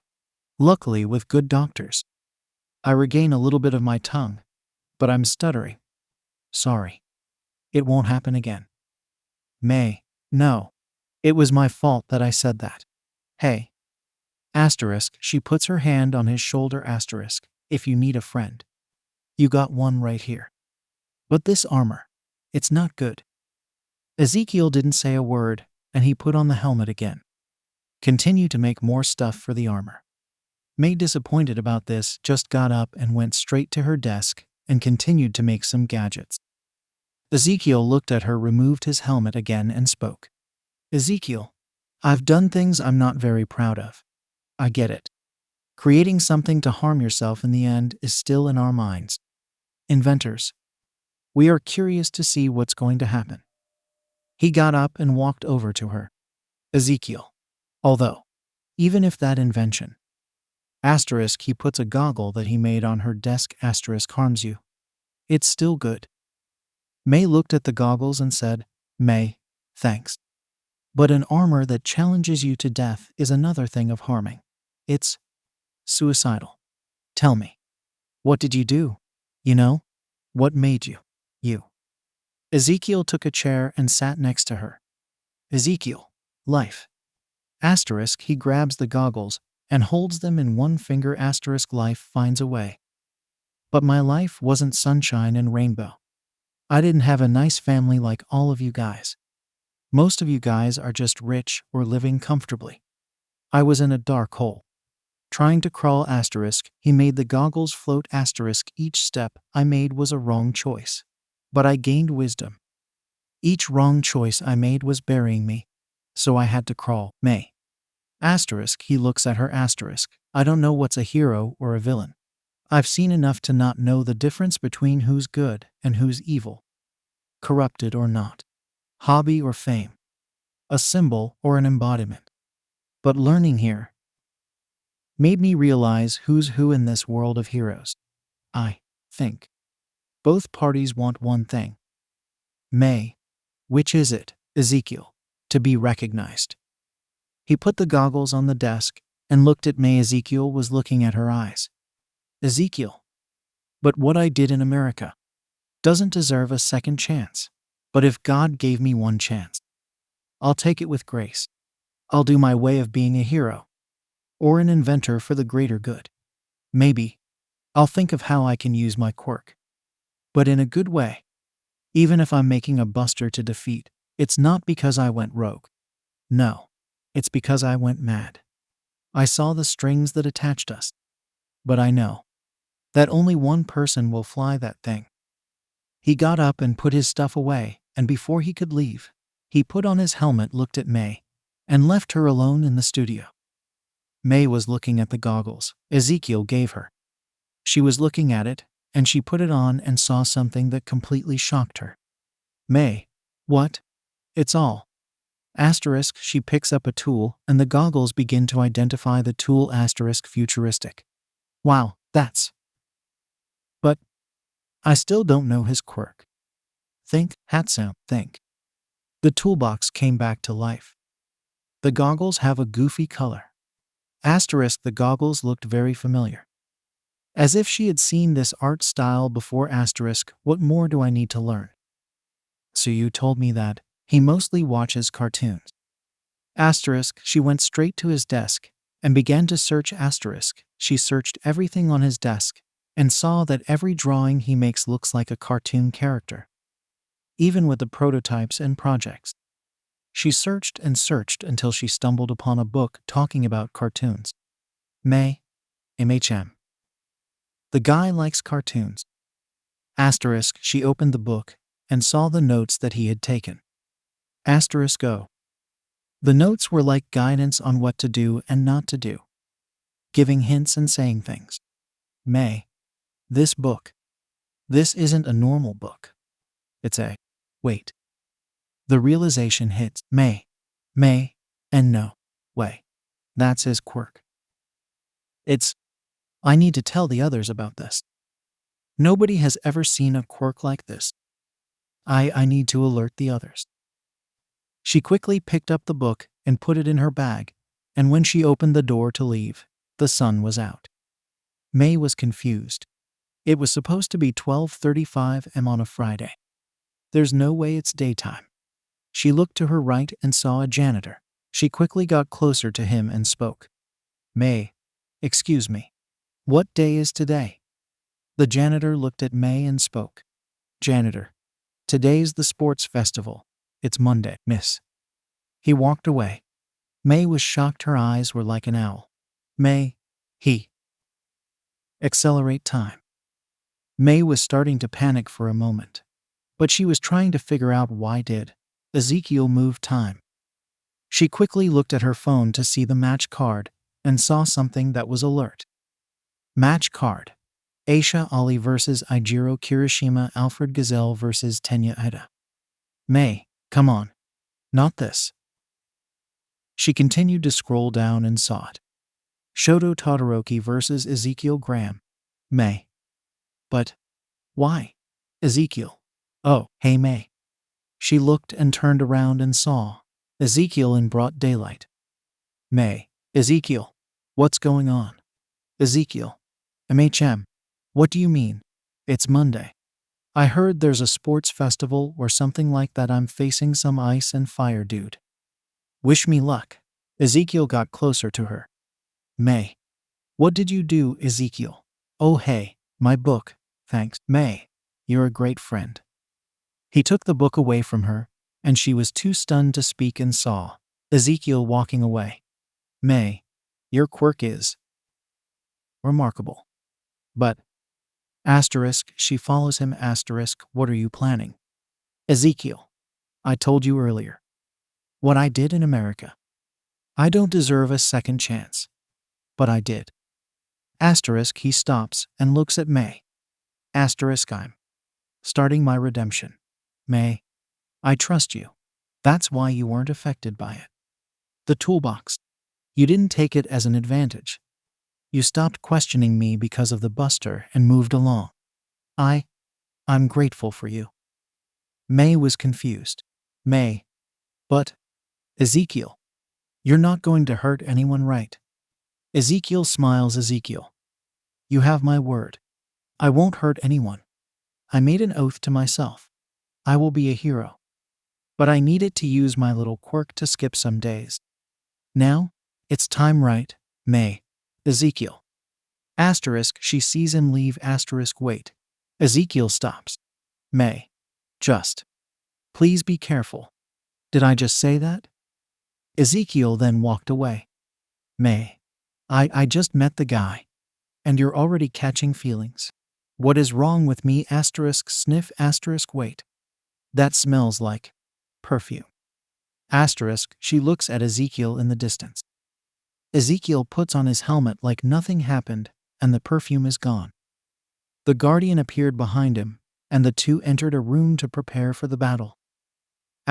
May was still smelling that scent. She quickly went back to the studio and began to create a hero identification gene. May. I know that scent from somewhere. But where? She removed her jacket and began to check if the perfume was still intact. It was. Yes. Now let's see. The device was scanning for a while. Meanwhile, in the festival, 𝗕𝗏𝗏 was waiting for his son to arrive. 𝗕𝗏𝗏, the #1 hero in Japan, was looking at the battleground while All Might and Midnight were also looking at the battleground. 𝗕𝗏𝗏. So my boy, Shoto, is facing a former villain.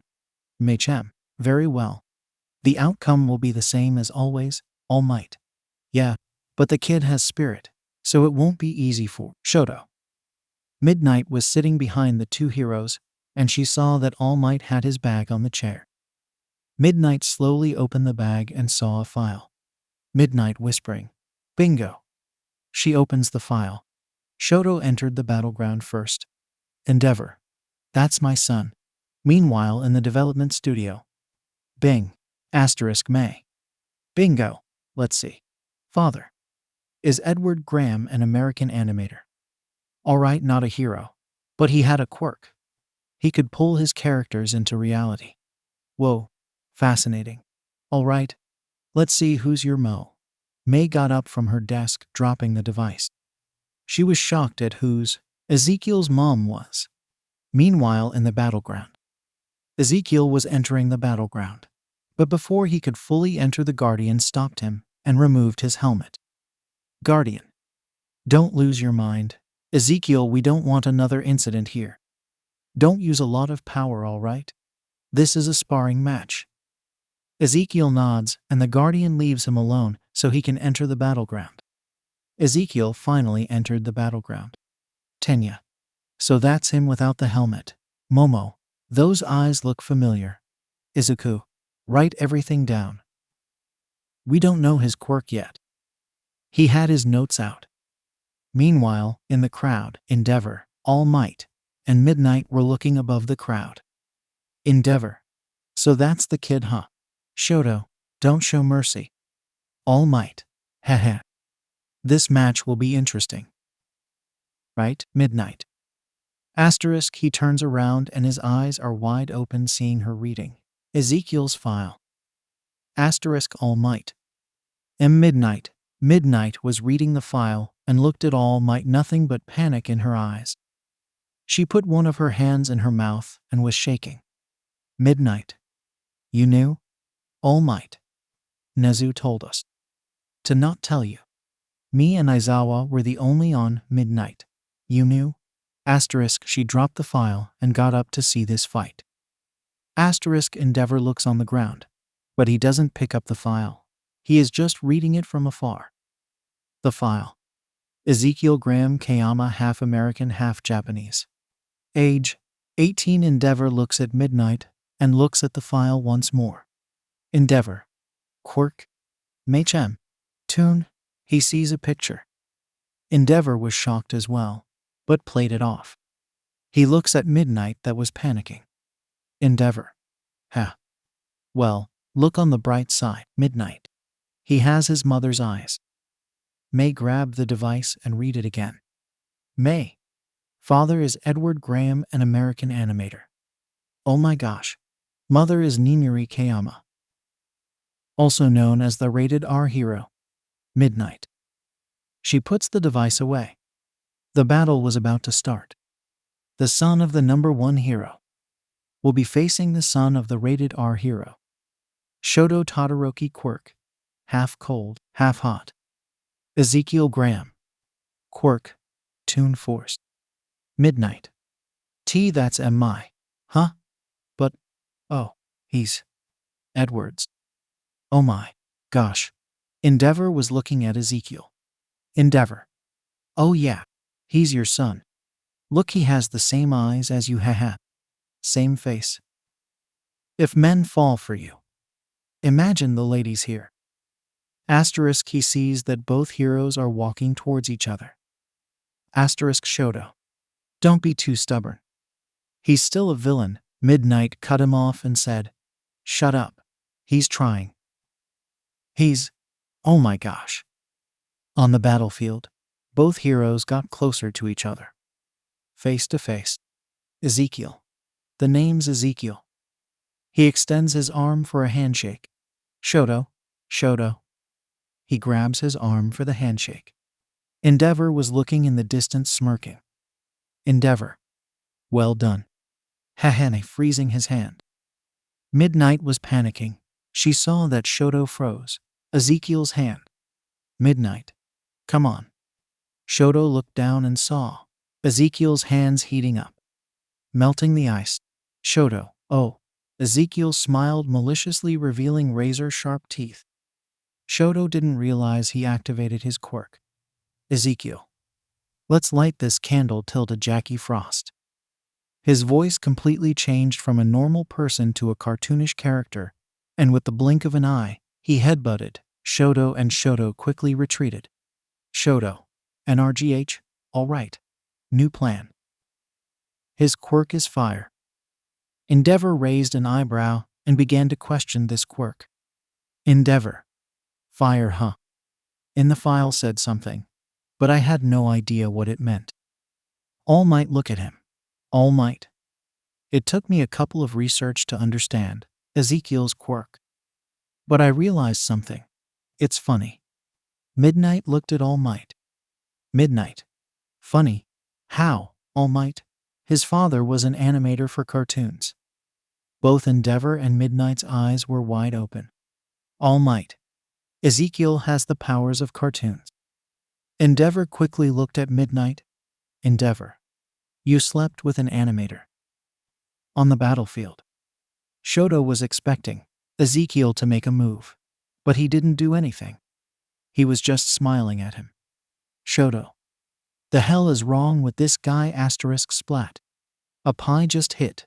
Shoto *. Ezekiel started laughing like a maniac because he threw the pie. Ezekiel. The way you didn't expect that? A massive fireball was going straight to Ezekiel. and he dodged to his right and his left. 𝗬𝐭𝐻 was running towards 𝗧𝗏 with more pies. He threw the second pie and 𝗧𝗏 blocked it with an ice wall and quickly countered the attack with a fire attack. Hitting 𝗬𝐭𝐻. Midnight gasp. 𝗬𝐭𝐻. Yowzers. **. He flew into the air and landed in a cup of water that appeared out of nowhere. 𝗕𝗏𝗏 was looking closely at this fight. 𝗬𝐭𝐻. Ah, fresh. 𝗧𝗏 was getting tired of this, and he threw a fire strike at 𝗬𝐭𝐻. He grabbed it in mid-air and pulled out a taco from his pocket. 𝗧𝗏. Where did you get that ta? 𝗬𝐭𝐻 turned the fireball into a hot sauce, poured it into the taco, and ate it. Everyone in the crowd was left in shock. Midnight had her mouth open, and so did 𝗕𝗏𝗏. 𝗬𝐭𝐻 then burps, and a heat wave of fire goes straight to 𝗧𝗏. He quickly blocked it with an ice wall and was left in shock. 𝗧𝗏, you ate it. 𝗬𝐭𝐻 pulled out a comically large spoon and said, 𝗬𝐭𝐻, is that smoking? He began to spin like a tornado and went straight to 𝗧𝗏. He quickly blocked his attack. 𝗧𝗏 counters, but 𝗬𝐭𝐻 blocks it with a spoon. 𝗬𝐭𝐻 began to pull something from his pocket, and it was a small pebble rock. He threw it towards 𝗧𝗏, and before it could hit him, it turned into a massive rock. 𝗧𝗏 breaks the rock in half and creates a firewall so that 𝗬𝐭𝐻 doesn't follow him and attacks him again. 𝗧𝗏 was breathing heavily and had no idea what quirk is this. He had never faced a quirk like this. Funny. It's irritating. 𝗧𝗏. He can pull stuff from his pockets. It's a pocket dimension quirk. Yeah. But that doesn't make sense how he ate my fire strike earlier.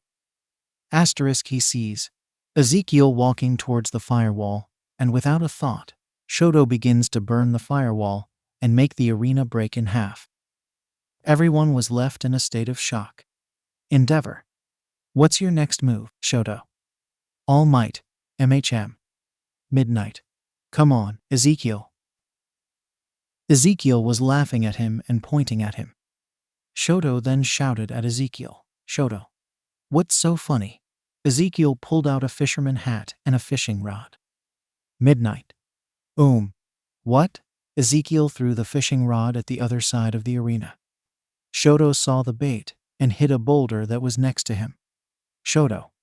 You know, it's going to take more than just a. 𝗬𝐭𝐻 pulled the arena to him, and it merged like nothing happened. 𝗬𝐭𝐻 was right in front of 𝗧𝗏. 𝗬𝐭𝐻. Got me a fish. 𝗧𝗏 opened his eyes like an owl and was shocked. *ēndeavor, All Might, Midnight, and everyone in the stadium was in a state of shock. *ēndeavor. What? Midnight. No way. Ha. **ēndeavor looks at her *I mean. He's putting in work. Well done, 𝗬𝐭𝐻. She was in the fields knowing her son has the advantage now. *𝗧𝗏 began to panic and began to throw a nasty punch at 𝗬𝐭𝐻 point blank. 𝗬𝐭𝐻's head was like rubber and bounced back at him.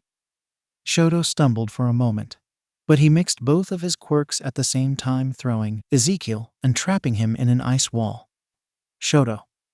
You can't use your hands anymore. *pant**, you lost. 𝗬𝐭𝐻 broke free from his ice prison and began to smirk. 𝗬𝐭𝐻. Guess this is our last dance. I'm sad now. *sigh*, oh hey. What's that falling towards you, 𝗧𝗏? Enough of your games. Take this fight seriously. 𝗧𝗏 looked up because he saw a massive shadow covering him, and when he looked up it was a tank. 𝗧𝗏. What? Boom. The tank landed on him. Everyone gasped. 𝗬𝐭𝐻. Well, would you look at that? Guess he couldn't. Tank. His way to victory. Ha ha ha. The victory is my kaboom. The exploded, and 𝗧𝗏 was using both of his quirks at the same time. 𝗧𝗏. I'm ending this. Now. 𝗬𝐭𝐻 stopped smiling and said, 𝗬𝐭𝐻. You read my mind. Snap. With a snap of 𝗬𝐭𝐻's fingers, the entire arena turned into a cartoonish world. Everyone was shocked. All Might quickly alerted to 𝗬𝗵𝗲 to be ready. 𝗕𝗏𝗏 was impressed and shouted, 𝗕𝗏𝗏, show him who's the superior quirk. Make your father proud. He was smiling like a maniac. Midnight. 𝗬𝗏𝗁. Asterisk, she takes a deep breath. Asterisk, beat his ass. 𝗬𝗏𝗁. Midnight was also smiling like a maniac. Both parents were ready to see this final battle. The tension was rising between them. 𝗬𝗏 was ready. So did 𝗬𝗏𝗁. They were waiting for the right moment to strike. The son of the #1 hero versus the son of the rated R hero. The two sons were not leaving this arena until they made their parents proud. 𝗬𝗏. 𝗬𝗏𝗁. Midnight/𝗕𝗏𝗏. Make me proud. 𝗬𝗏 struck first, stomping the ground, creating a massive wave of ice. 𝗬𝗏𝗁 broke it with his bare hands and created a massive T-Rex out of thin air, going straight to 𝗬𝗏. 𝗬𝗏 jumped towards the T-Rex and burned it to the ground, leaving it with nothing but bones. When he landed on the ground, he bounced back and 𝗬𝗏𝗁 tackled him in mid-air and slammed him into the ground. The floor was bouncy, but that didn't mean it wasn't going to hurt like hell. 𝗕𝗏𝗁𝗧𝗵𝗲. A giant tornado of fire that was created by 𝗬𝗏 was going straight to 𝗬𝗏𝗁. 𝗬𝗏𝗁 pulled out a fan and the tornado was gone. 𝗬𝗏 stepped back and threw thousands of attacks in a high-speed barrage of fireballs and ice spikes toward 𝗬𝗏𝗁. All of them landed at 𝗬𝗏𝗁, but 𝗬𝗏𝗁 just sneezed and they all went straight to 𝗬𝗏. 𝗬𝗏 quickly blocked everything with an ice wall. He had to act fast before 𝗬𝗏𝗁 made another attack. He sees 𝗬𝗏𝗁 putting his hands in his pockets. 𝗬𝗏. Got you. He stomped the ground and an ice wall trapped 𝗬𝗏𝗁. 𝗬𝗏. Finally. You can't use your hands anymore. That pocket dimension quirk is impressive. But I won. 𝗬𝗏 created a giant ice hammer. 𝗬𝗏. You were a worthy opponent. 𝗬𝗏𝗁. Ha ha ha ha. 𝗬𝗏𝗁 began to laugh. 𝗬𝗏. What's so funny? 𝗬𝗏𝗁. You thought this was a pocket dimension quirk? Ha ha ha ha ha. Asterisk, he sneezed and a giant 10.5 feet tall hammer appeared from his nose.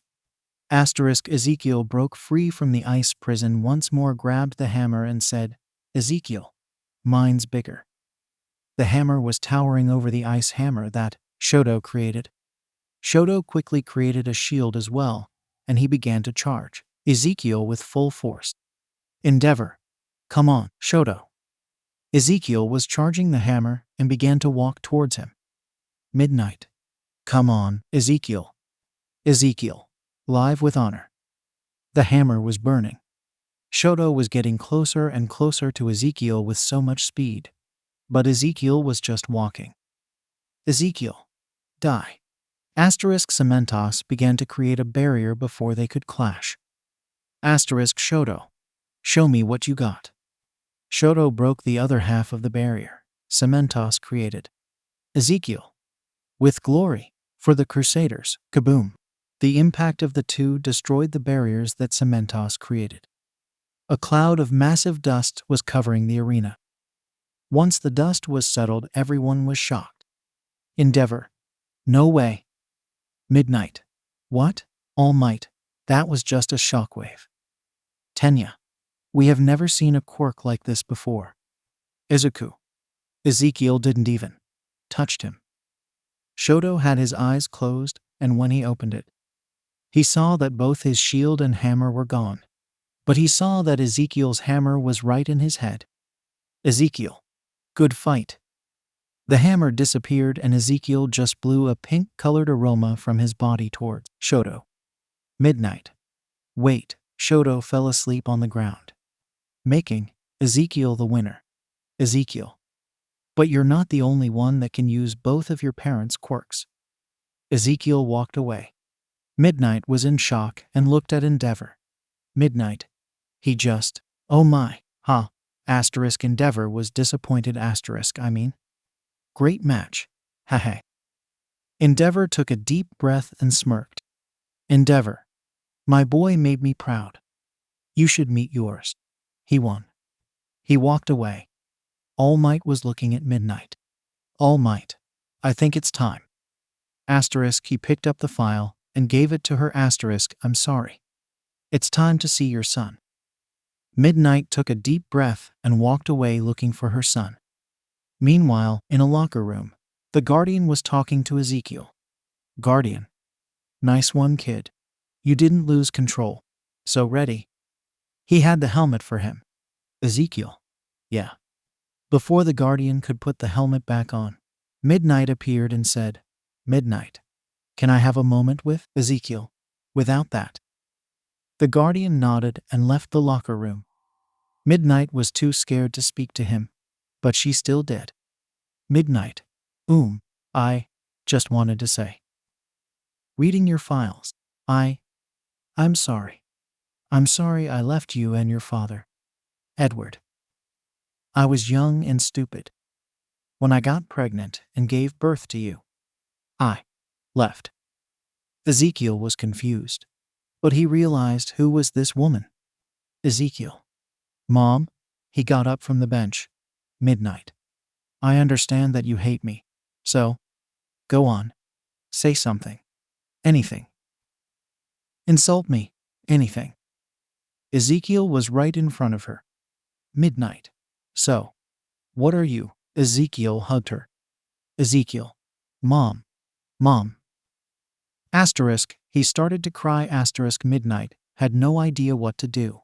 This was all new to her, but she quickly returned the hug. Midnight. I'm sorry. I'm sorry. She felt guilt and regret, but Ezekiel said, Ezekiel, I forgive you. Mom. Asterisk, he stops hugging her. Asterisk, I have so much stuff to say to you. Asterisk, he stops crying and was smiling seeing his mother again. Asterisk, Midnight. Oh dear, I'm all ears. She sits next to her son. Ezekiel. Asterisk, he realized his mistakes. Asterisk, I'm sorry. My father died when I was young.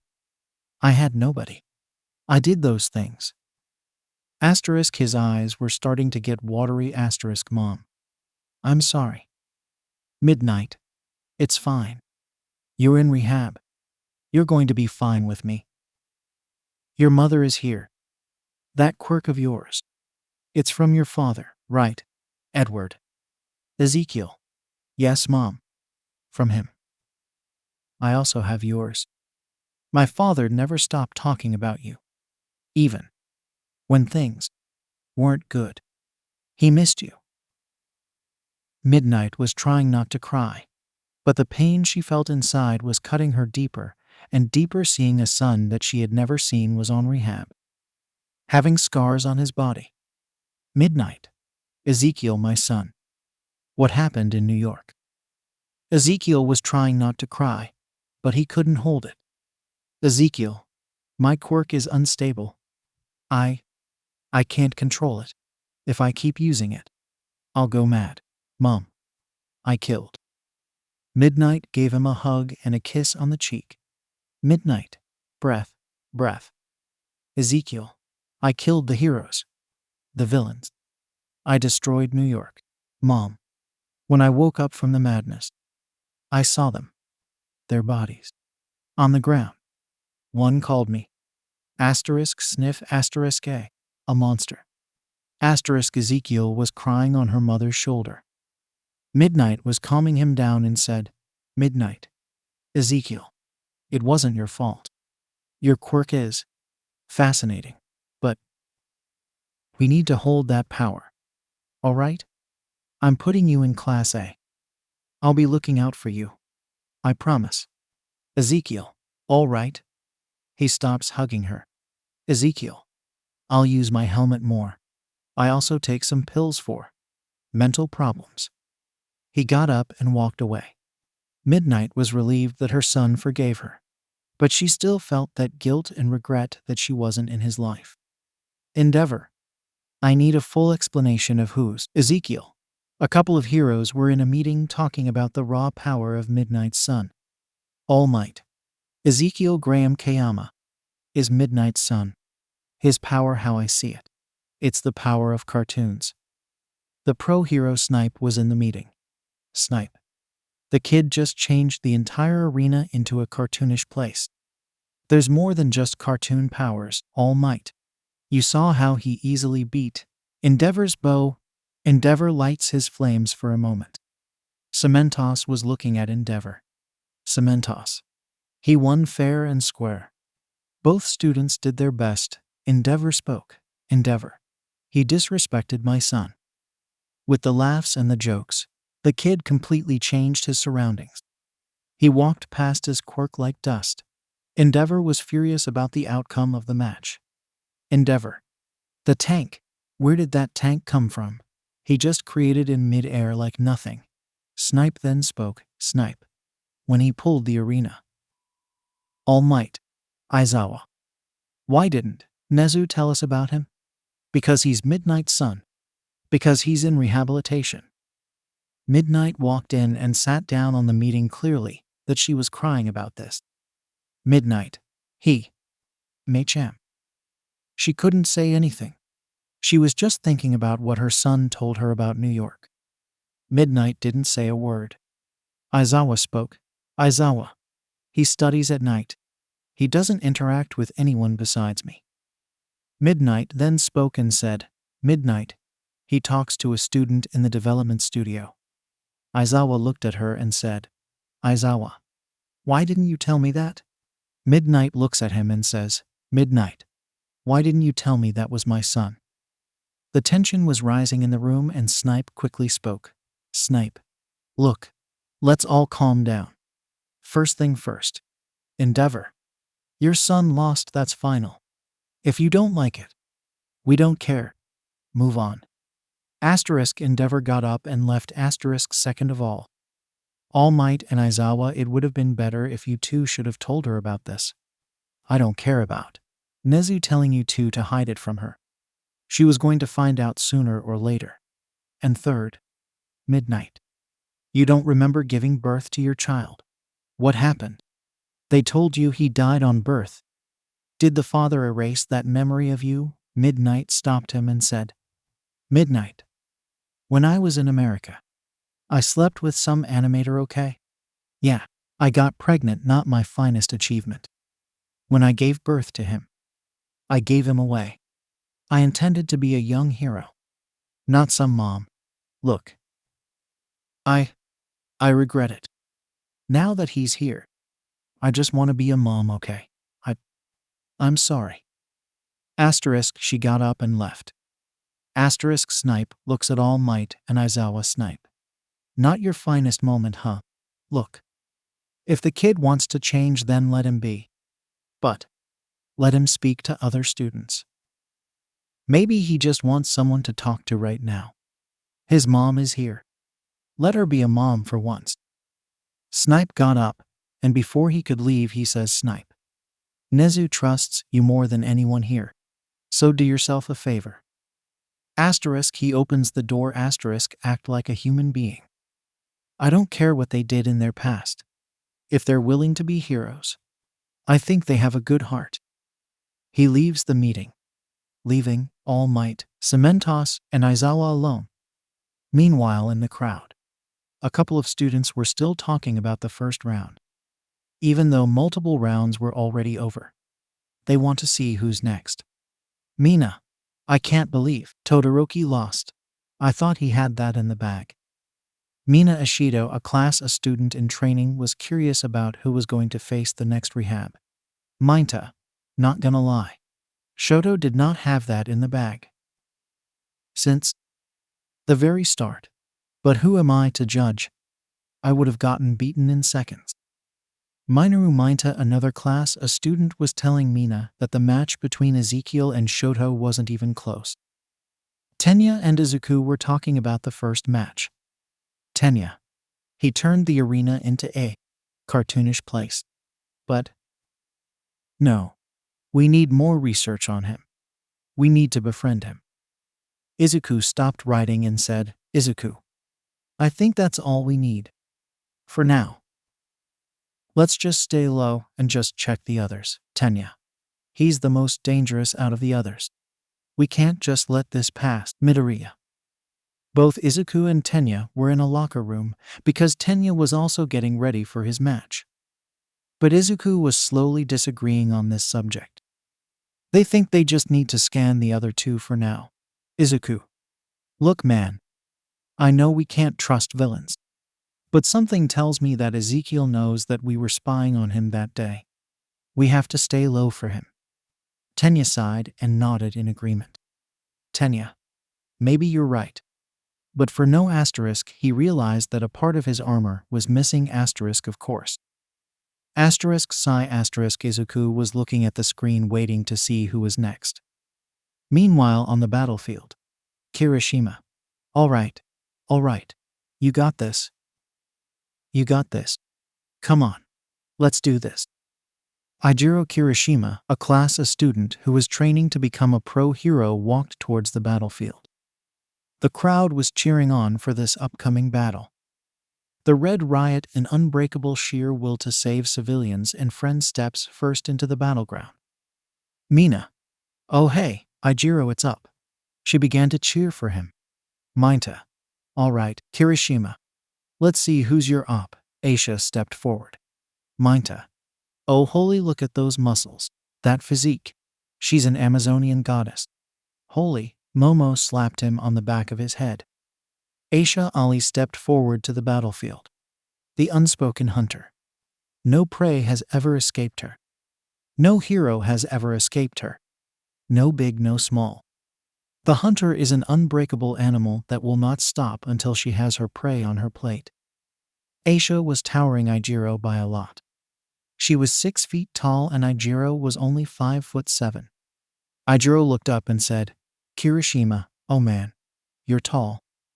Aisha gently smiled and said, Aisha, thanks. Ready? She extended her hand for a friendly battle. Kirishima also extended his hand for the handshake. Kirishima to himself.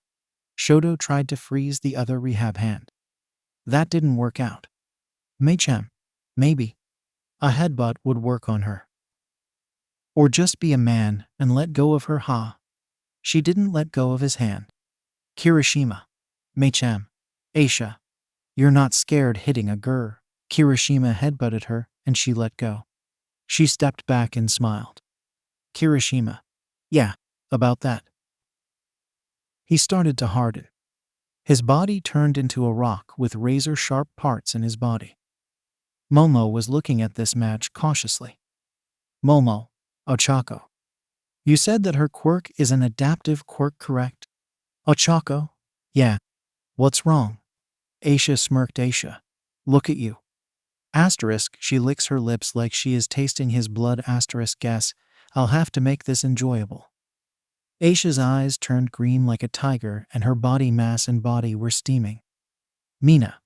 Whoa, she grew. Momo. Kirishima hardening quirk and Aisha adaptive quirk. The durability of the two is unmatched. This could mean Ochako. They won't stop until one of them drops dead. Ijiro Kirishima quirk. Hardening Aisha Ali quirk. Saber. The two heroes were looking at each other. Like hunter and prey. The tension between the two was felt in the entire arena. Eyes locked in. Claws ready. Without a thought. Both of them strike for the first time. Aisha and Kirishima ran towards each other. But Aisha was faster than him. Hitting him in the face with a running knee strike. Kirishima. NRGH. Kirishima quickly recovered and began to harden again. He grabbed Aisha by the leg and slammed her to the ground. She got up and threw Kirishima away. Aisha. Ha. Her body began to adapt. She quickly got up and created a spear that looked like a spirit. She ran towards Kirishima, but he began to harden once more and blocked the attack with his body. The spear broke and Aisha was smiling. She quickly punched him in the face, but Kirishima punched her back with an uppercut. Aisha began to adapt to Kirishima. Her body was steaming and was adapting to face his quirk. Kirishima quickly did another attack, but so did Aisha. Both of them connect their attacks at the same time. Both of them stepped back. Aisha. Getting tired sugar tilde, Kirishima. Haha. What's wrong? Can't break me tilde. They slowly began to walk towards each other. 𝐒𝐻𝐈, revealing her demonic smile, was walking towards Kirishima. It was music to her ears that a hero was keeping up with her after so long. She wanted to test this theory. 𝐒𝐻𝐈 is revealed to have razor-sharp claws like a lion. Kirishima began to harden even further beyond, becoming unbreakable. He was excited to see the outcome of this match, and was excited that 𝐒𝐻𝐈 was not tired. Both of them were getting closer to each other. Each step was felt in the arena, and once they got face to face, they both began to strike each other, without blocking. Each barrage of punches that were throwing each other was creating waves of impact in the arena. Mina. 𝐒𝐻𝐈. They're not stopping, guys. 𝐒𝐭𝐻𝐿. Oh dear. 𝗵𝗲. What a goddess that body. Mina slaps him in the back of his head. The clash between the two quickly stopped and 𝐒𝐻𝐈 began to strike Kirishima. But he began to dodge all of her attacks and jumped right in front of her to dodge an attack that hit the ground, making her fist stuck. Kirishima took the opportunity and began to attack. 𝐒𝐻𝐈. Really now? It was like his punches didn't do anything to her. She kicked him away, and she lifted a piece of a boulder and threw it at him. Kirishima saw the boulder breaking into multiple pieces and went straight to her. Kirishima. Come on. 𝐒𝐻𝐈 struck first, but Kirishima did the same. They continued to fight back and forth without blocking, letting each attack hit without the consequences of injuries. Each blow was scaring the teachers and students. They're not blocking whatsoever. 𝐒𝐻𝐈 stumbled for a bit. Her body was overloaded and her skin was turning red. Momo. There it is. She can't adapt that much, huh? Kirishima took the opportunity and uppercut her once more, but his hardening was wearing off as well. Piece by piece, it was falling from his body. 𝐒𝐻𝐈 quickly recovered and tackled him to the ground, but Kirishima pushed her away. Both of them were on the floor looking at each other, smiling. Fat Gum. I think the match is over. His eyes were wide open. Fat Gum. No way. Everyone in the arena was anxious about this. They were gripping their chairs right. Mina. Kirishima. Momo. Holy. Ochako. This is getting out of control. In the locker room. Izuku. They're not going to do that, right? Tenya. Yeah, they're doing it. Both 𝐒𝐻𝐈 and Kirishima grabbed each other's hair and lifted themselves, both quirks going out. But the two warriors were still looking for that fire inside of them. They began to punch each other while holding each other's hair, not letting the two escape their hands. No running, only fighting. Both of them continue without looking to stop. Everyone was holding their breath, wanting to see who would win. 12 minutes later, they were still punching each other, but not with full force. Completely tired, they both stopped. Kirishima was the first to fall to his knees. Everyone gasped. But before they could announce the winner, 𝐒𝐻𝐈 also fell to his knees. Both looked at each other completely tired. Kirishima. That.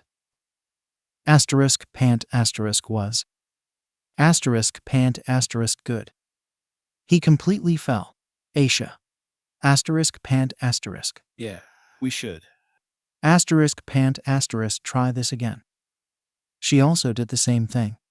Everyone was shocked about this. Both of them passed out because of exhaustion. Mina. But who's the winner? She looked at the giant monitor and said. Tie. The match between two durable figures was turned into a tie. Tenya was getting nervous about his fight and said, Tenya. They all fought with the collars. Izuku. They are so limited. He barely had that. Shoto had no chance. I beat Alfred in the race. But something tells me he's not holding back with me. I must remain calm. He got up. Izuku. MHA. Overload his quirk. His heart can't keep up with him. Tenya was shocked at what he said. Tenya. What? I'm not doing that. Izuku, you're hearing yourself, right? Look, if I beat him in the race, I can beat him here. He walks away. Meanwhile, in 𝗧𝗑𝗧's locker room. 𝗧𝗑, I hate this damn collar. It's super annoying. She was scratching her collar and was talking to 𝗂𝐭𝐻𝗵𝗲, a class student who's training to be a hero. 𝗧𝗪, it's crazy how big you get when you use your quirk. But your body was overloading. *, she was thinking *say. Quick question. What happens if the quirk completely overloads? She looks at her. 𝗧𝗑, my quirk revolves around the evolution of the animals in the animal kingdom, especially with predators. But, also, if I overload or stress the way you guys call it, I'll get rabies. 𝗓𝗪 was shocked when she said that. 𝗓𝗪, rabies, because your quirk is like an animal. Does it hurt you? 𝗧𝗑 nods and was cleaning a wound with a napkin. 𝗓𝗪, you know we can go to Recovery Girl and she can heal your wounds. 𝗧𝗑, I'm fine. 𝗓𝗪 raised an eyebrow. 𝗓𝗪, what do you mean you're fine? We're not in the jungle. Tarzan, let's just go. And 𝗧𝗑 quickly cut her off. 𝗧𝗑, I said I'm fine. I'm just *sigh*. Look, my scars are my memories, my victories, my defeats. Maybe you all see me as a villain, but I just wanted the approval. 𝗓𝗪 sat down next to her. 𝗓𝗪, I don't know you, but for a small amount of time, I've seen you and interacted with you. You have a heart of gold, but you need to let go of the past that haunts you. *, she got up. *, maybe you won't speak to me on a personal level, but I'm all ears. She left, leaving 𝗧𝗑 alone. 𝗧𝗑 was still cleaning her wounds, and something appeared behind her. 𝗧𝗑, Alfred. She looked behind, and it was him. Alfred. 𝗧𝗑, I'm next. 𝗧𝗑 looks at him with concern. 𝗧𝗑, how's your heart? Is it working? I heard they broke the other one in prison. You're going to be fine, right? Alfred got closer to her. Alfred, it's working perfectly fine. Ha. She touched his chest and spoke again. 𝗧𝗑, we need 𝐒𝐭𝐴ZZKiel to check your heart. Okay? Of course. Just be careful, okay? Do it for me. Do it for 𝗬𝐭𝐴ZZKiel. Please?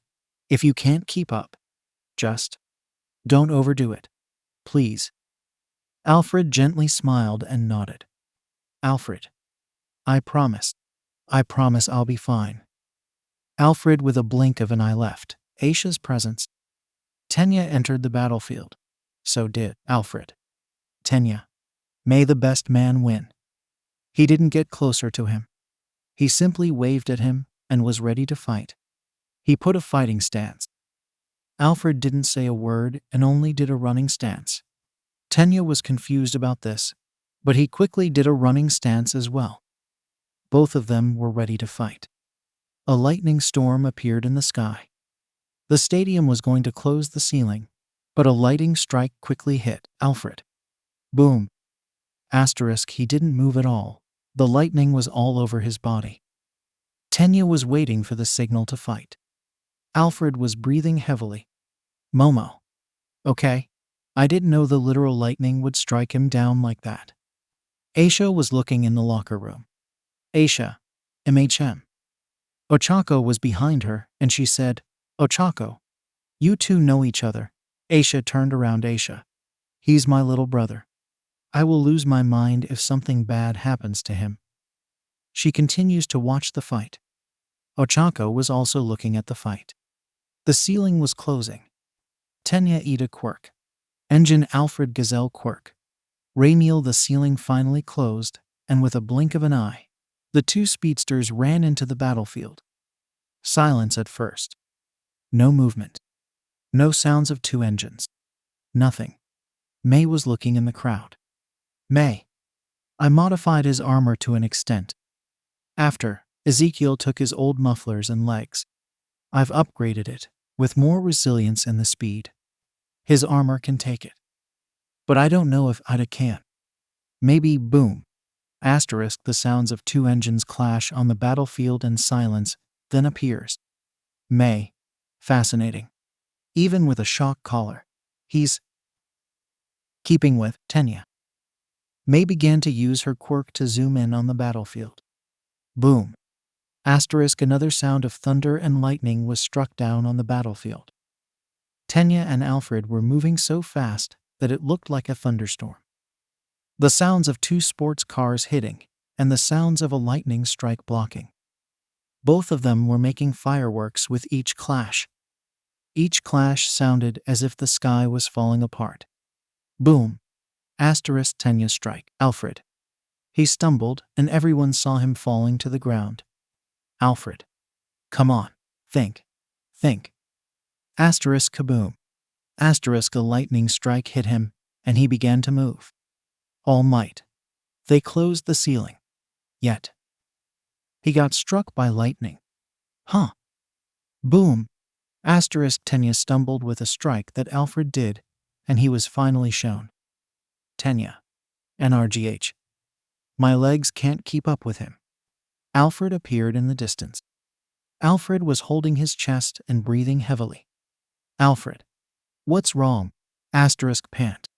Asterisk can't beat the speed of lightning. Asterisk pant.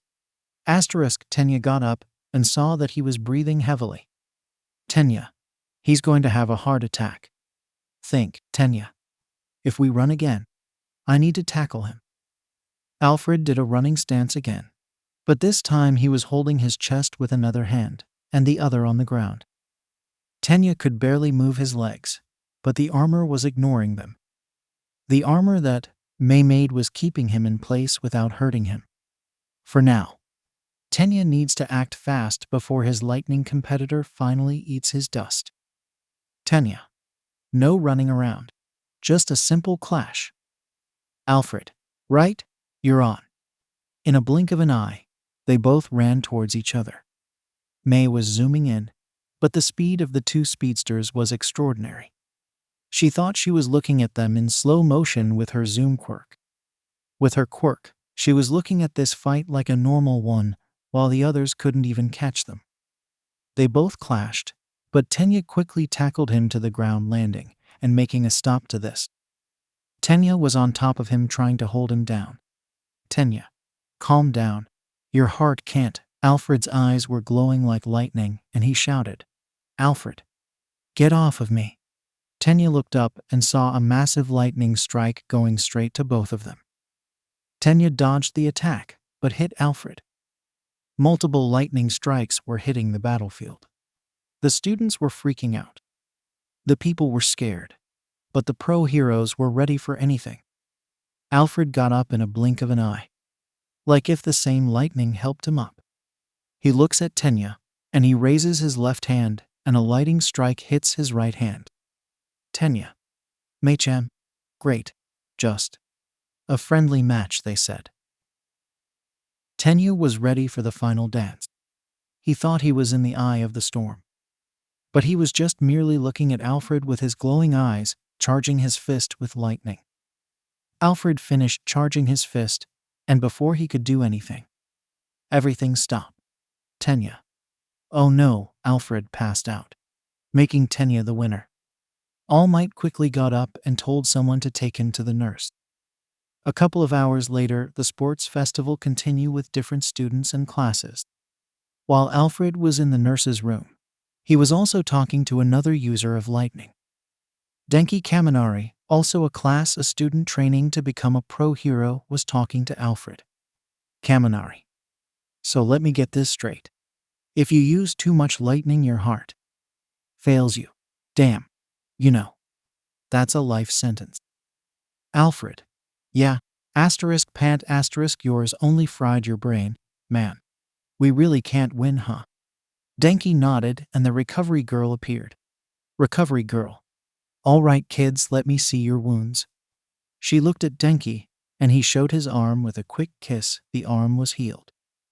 𝗕𝗏𝗄 said thanks and left. Recovery girl. All right. It's your turn now. Alfred was hesitant. Recovery girl. Come on, sugar. Don't be shy. It's just a little kiss. Alfred slowly removed his shirt, and she saw it. Recovery girl. Is that another heart? Alfred had two hearts. The real one that it's inside of him, and the artificial one looks like a plastic orange heart shape on his left chest. The artificial one was broken. Recovery girl. Oh dear. Did this happen while fighting deer? Alfred. No. It happened when I was a villain and the heroes broke it, so I couldn't use my quirk at my fullest. The recovery girl was concerned about this. Recovery girl. Well, I think I can fix it with a little kiss, Alfred. No. I can recover fine. But I need a friend of mine to help me out. The recovery girl raised an eyebrow and said, Recovery girl? Oh, one of those villains, huh? Who? Meanwhile, in the guys' locker room, everyone was discussing about the matches today. Their wins, their losses. But most importantly, they were discussing 𝗬𝗓𝗁𝐸𝐻𝗄.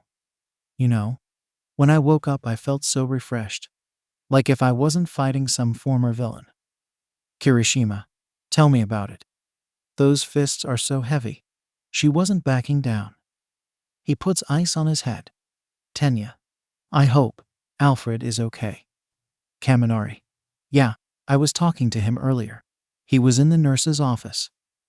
The students continued to talk about their matches when suddenly, Rikido Sato walked, and he spoke. Rikido. Hey guys. That rehab that fought, Shoto just walked into the nurse's office. Everyone was there. Aizawa, Midnight, Nezu. Hell, even the guardians who were looking out for the other rehabs are just waiting outside. The students were confused about why he was in the nurse's office, but they all got up and wanted to spy on this little event. Meanwhile, the nurse's office, the guardian removed Ezekiel's helmet and handcuffs and was waiting outside. Ezekiel then entered the office and so did Midnight. Ezekiel saw Alfred on the hospital bed and he quickly rushed in. Ezekiel. What happened? Asterisk, he looks at the artificial heart. Asterisk, you broke it? Alfred. Nah man. The heroes in America did it.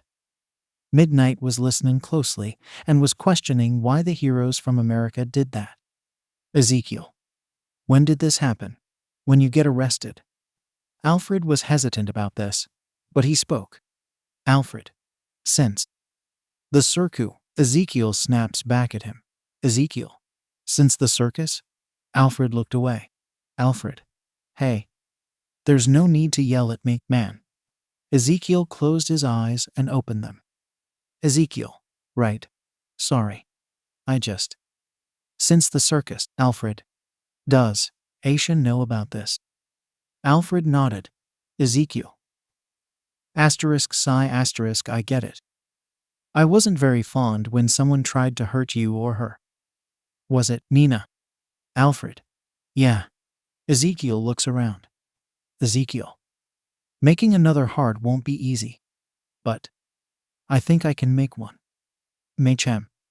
Asterisk, he looks around. Asterisk, all right, Alfred. Just give me a moment. Alfred began to look at Ezekiel. Alfred. All right, man. Ezekiel opens the desk, and he grabs some batteries and a charger. He quickly grabbed a small metal plate to his left, and he began to create something. Midnight walked closer to him. Midnight. What are you making, Ezekiel? A battery charger for his heart. I'm removing the broken one he had, and I'm putting this one. It's very big, but it's the only thing I can find here. Midnight looks at Alfred and looks at her son. Midnight. Why don't you use your quirk? Because if you can do anything with it, why don't you use it, Ezekiel? Great point. I have to keep using my quirk even if I'm not doing anything. If I turned it off, then the heart won't work. Midnight looked closely at her son's creation and saw that the small battery charger had been turned into a small artificial heart. She gently smiled and Ezekiel walked towards Alfred. Ezekiel. Ready, Alfred? Yeah. He closed his eyes. Ezekiel quickly removed the old artificial heart and began to install the other one. He began to push further from his chest, so it could enter completely his chest. Once it's inside the left side of the chest, he grabs the batteries from earlier, puts in only 3, and begins to charge him. Ezekiel, how are you feeling? Alfred opened his eyes and his body began to slowly heal. Alfred, not like the old one. But I'm recovering. Thanks, man. Ezekiel, it's fine. Just remember to tell me something like this. All right? Rest well. Ezekiel left the office with Midnight, and the guardian quickly put his helmet in handcuffs, and he walked away with him. Midnight had the broken artificial heart in her hand and saw that everyone was there. But Aizawa told everyone to leave, and so they did. The teachers also did leave her alone. Midnight. MHM. Asterisk, she looks at the artificial heart asterisk. I think I know a girl that can fix this. A couple of hours later, Midnight was in the development studio talking to May. May. An artificial plastic heart. Asterisk, she has it in her hand asterisk, he's smart. Midnight. You're smarter. The difference between you and him is that he's very limited when he doesn't have all of the research he needs. You, on the other hand, can create anything with limited stuff. Please. I could have talked to any support hero. But you mostly talk to him more. I hope you can fix it. Seeing a child with an artificial plastic heart with just a battery charger in his chest, it's not the case here. She leaves the studio, leaving May alone. May continues to look at the heart, completely moved by it. May, a life in the palm of my hand. It's remarkable. Asterisk, she looks closely at it. Asterisk, I can't. I just MHM. But I could save someone's life. With my mind? If I can't use my quirk for important stuff, I can use my mind for this. I can. She heard the door open, and she quickly hid the heart. 𝗕𝗓 appeared with the armor. 𝗕𝗓, I have no idea how you did it, May. But this armor was keeping up with the rehab. He puts the armor away. May? Yeah. Glad you enjoyed it. 𝗕𝗓 saw something strange in May's eyes. 𝗕𝗓, hey, are you okay? Your eyes are. How can I say it, May? Cut him off and said with the normal tone she mostly uses. May. Who, me? Nah, I'm fine, 𝗕𝗓. Hey. If you want to talk about this. You know I'm all ears asterisk. He walks away, and before he can open the door he stops and looks at her asterisk. Is it about your quirk? May, we talked about this. Your quirk is not a burden, all right. Everyone has their reason on why they have this quirk. He leaves May alone. May changed her normal mood. May. Easy for you to say. May. Easy for you to say. She inspected the artificial heart and was thinking to herself. Maybe she can do more than just create stupid gadgets. But the gadgets are still her babies. She was questioning herself. Can she go further beyond this? Or will she just keep making gadgets until she hits it? She puts the artificial heart in her pocket. May? Guess I'll do it then. She walked away from the development studio. 11:55 p.m. Ezekiel woke up without the alarm clock and was getting ready as usual. He put on his helmet and went outside of his dorm to go to school. Ezekiel saw other students talking and enjoying the night sky. Ezekiel continues to walk away. Bing. Asterisk, May entered a store at that time. She grabs a shopping cart and continues to get some stuff for her inventions. May was grabbing anything she saw that was useful.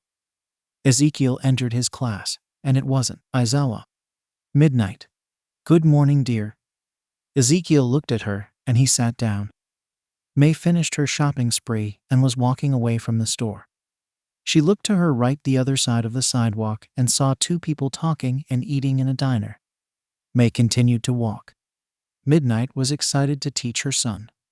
But before she could begin teaching him, she spoke to him. Midnight. Ezekiel. Now that you're in class of 1, you must understand something here. We need that quirk of yours to fight villains and bring peace. But because you're in rehab, most of the teachers won't show mercy to you or your rehab friends. They already experienced it, but it's your turn to do this. You don't want to use your quirk. But after the fight with Endeavor's son, we all agree with you, too. MHM. I hope you can understand this. So, are you ready for today's lesson? Ezekiel nodded, but he wasn't happy about this. He was disappointed in his mother. May finally reached the development studio. She put the stuff on the desk and began to draw a blueprint for a new artificial heart. She looked at the blueprint once more and broke it. She then drew it again with a different look, and she broke it. May was already tired, frustrated, and irritated. She continued to draw more blueprints until she finally got the right one. May, bingo. Now all I need is to make it. She sat down, took a deep breath, and grabbed her wrench. Meanwhile, in a training ground. Snipe. All right, kid. First thing first. I need you to have a high-speed reaction time, all right? I'm going to shoot. Only 3 shots, and I want you to dodge them. Ready? Ezekiel nods. May heard gunshots in the distance, but she continued to make the artificial heart. Boom. The heart exploded right in front of her. May.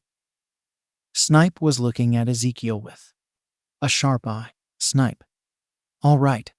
You move fast. Maybe I need to take things up a notch. He reloads his gun again. Ezekiel was looking at his mom, who was in the distance, and looked back at Snipe. May was creating another artificial heart, but this time with patience. She grabs a small box of metal and cuts it like a heart-shaped one. She opened it and began to put some wires inside of it. She created a hole underneath the box, letting multiple wires hang around. She puts it on the desk and grabs some lenses she had for her gadgets. She slowly put the lens in the heart-shaped hole she did and left it there for a while. May, I need something or someone to like this. Meanwhile, in the training ground, midnight. All right, Ezekiel. Next up is the durability test. A hero must be fast, so they can dodge the enemy's attacks, but do keep in mind, not everyone can dodge an attack. This time, use your quirk, please. You haven't spoken to me since we got here. Are you all right? Ezekiel. I'm perfectly fine, Mom. Midnight. Well, then, let's begin. May was looking at the other students' suits and remembered Ezekiel's armor. She quickly took it out of where it was hiding and saw that the armor had power. May. Sorry, Ezekiel. Ezekiel was unfazed by Snipe's attacks. Snipe was getting worried about this.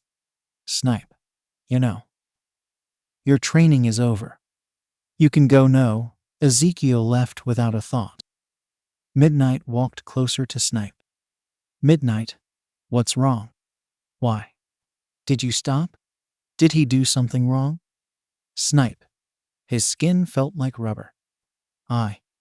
It felt weird. Okay? Tomorrow bring Aizawa or anyone.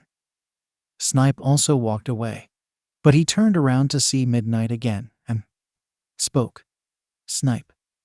Power Loader is coming tomorrow, you know that, right? Midnight. Yeah, I know. He was sick. I don't see a problem, Snipe. The kids told him that someone is stealing their parts. Every night. Your son is going straight to the development studio now. Might as well give him that parenting talk before Power Loader gets his hands on him. He leaves the training ground. May was charging the artificial heart with Ezekiel's armor. May. It would be extremely funny if he opens that door and sees this. Ezekiel opens the door and sees his armor out. May. Oh. Ezekiel removed his helmet and spoke. Ezekiel. Something wrong with it? He walks closer to the armor and May says, May. I'm charging an artificial heart for Alfred. It's inside the helmet. Ezekiel was shocked that she was making a heart for Alfred. He quickly opened the helmet and he saw it. Ezekiel. Better than mine, ha. Looks good. I'm going to deplete the energy of the armor. Give me a few.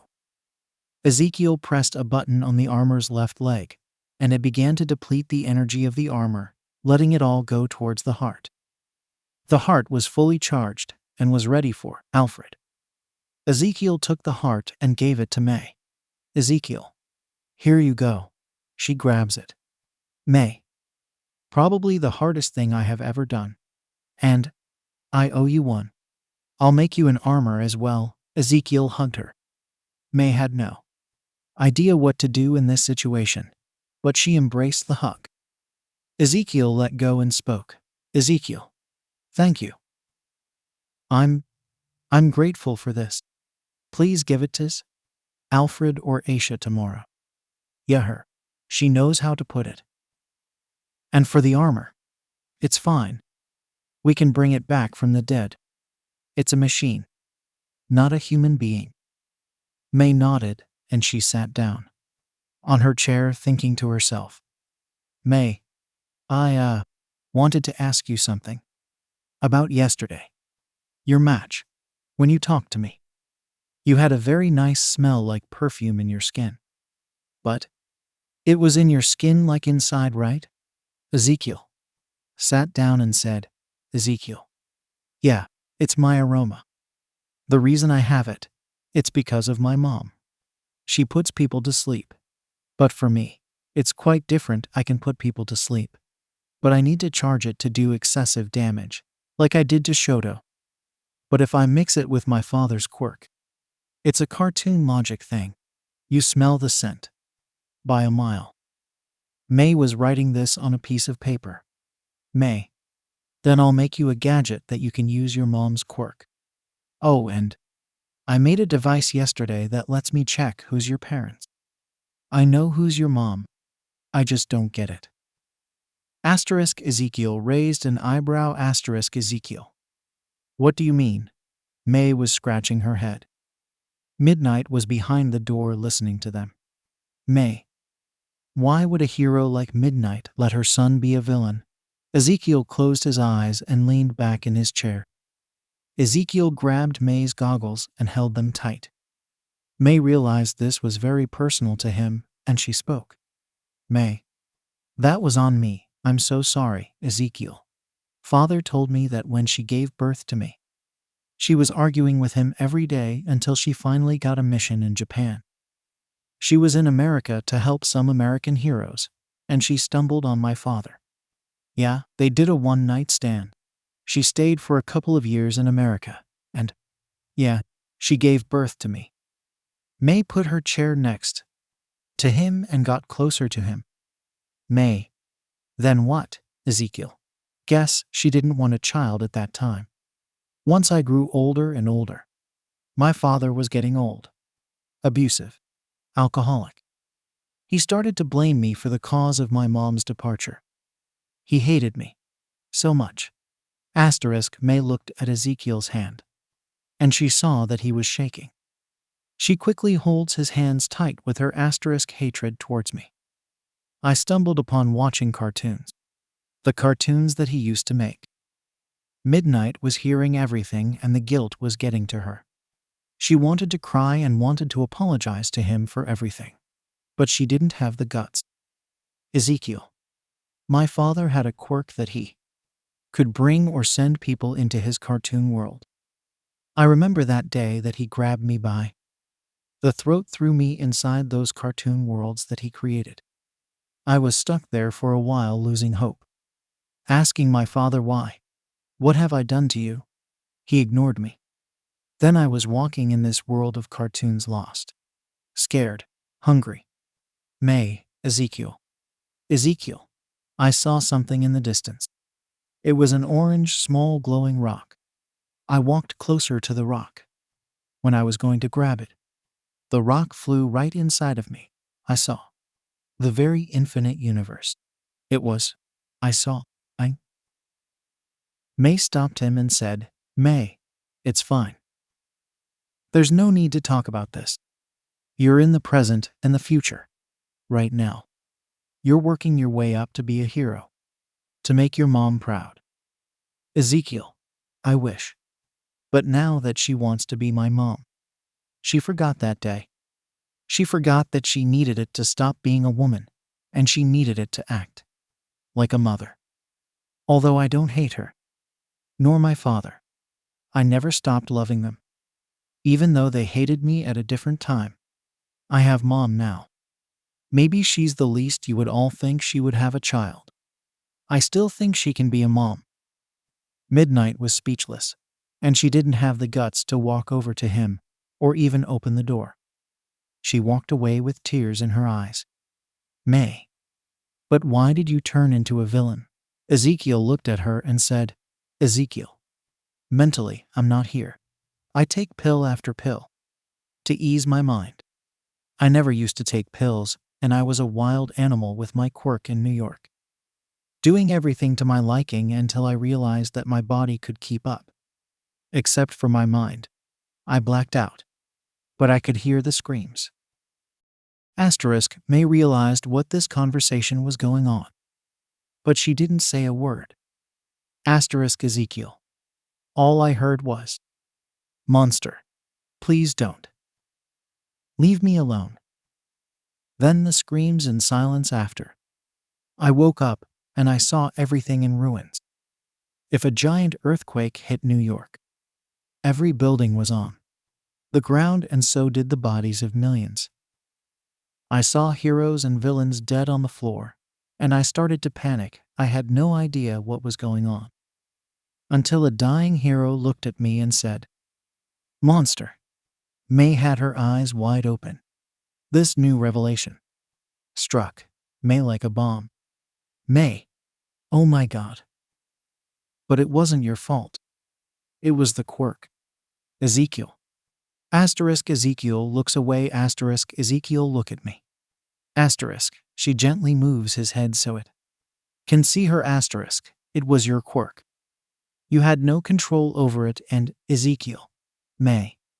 This is my second chance in life. But as much that I want to escape it, I still regret it. I must move on, correct. But he gently touched May's face. But no matter where I go, no matter what I do, I can put a smile on my face. They always say the same thing. Monster. Even here. May. 𝗂𝐭𝐴Z𝐵. Nobody is here to judge you. 𝗂𝐭𝐴Z𝐵. They already doing it. But thank you, May, for just being you. Not this fake character you always put. You can change your smile, your lips, your ears, to make everyone think you're fine. But May, you can't change your eyes. May was trying to not break in front of him, but he was the second person who saw her eyes well. May, what do you mean, 𝗂𝐭𝐴Z𝐵? Well, I don't know how I can explain it, but you hate something. You can smile and create your babies, but it's the way you look, your eyes, they don't lie. Something is bothering you. May, 𝗂𝐭𝐴Z𝐵. I know that. *𝗧𝗵𝗲. I'm in this school to be a hero or something like that. But she was squeezing his hand, trying not to cry. What does my quirk contribute to this department? Zooming what? 𝗂𝐭𝐴Z𝐵 held her tight and said, 𝗂𝐭𝐴Z𝐵. May, your power doesn't come from your eyes. It's your mind. Maybe you don't get it, but your quirk will be useful one day. May was getting closer to 𝗂𝐭𝐴Z𝐵. May, as someone opened the door and saw the two students close to each other. It was 𝗵𝗃, a pro hero and a faculty member at UA High School. He manages the support course development studio. 𝗵𝗃, morning.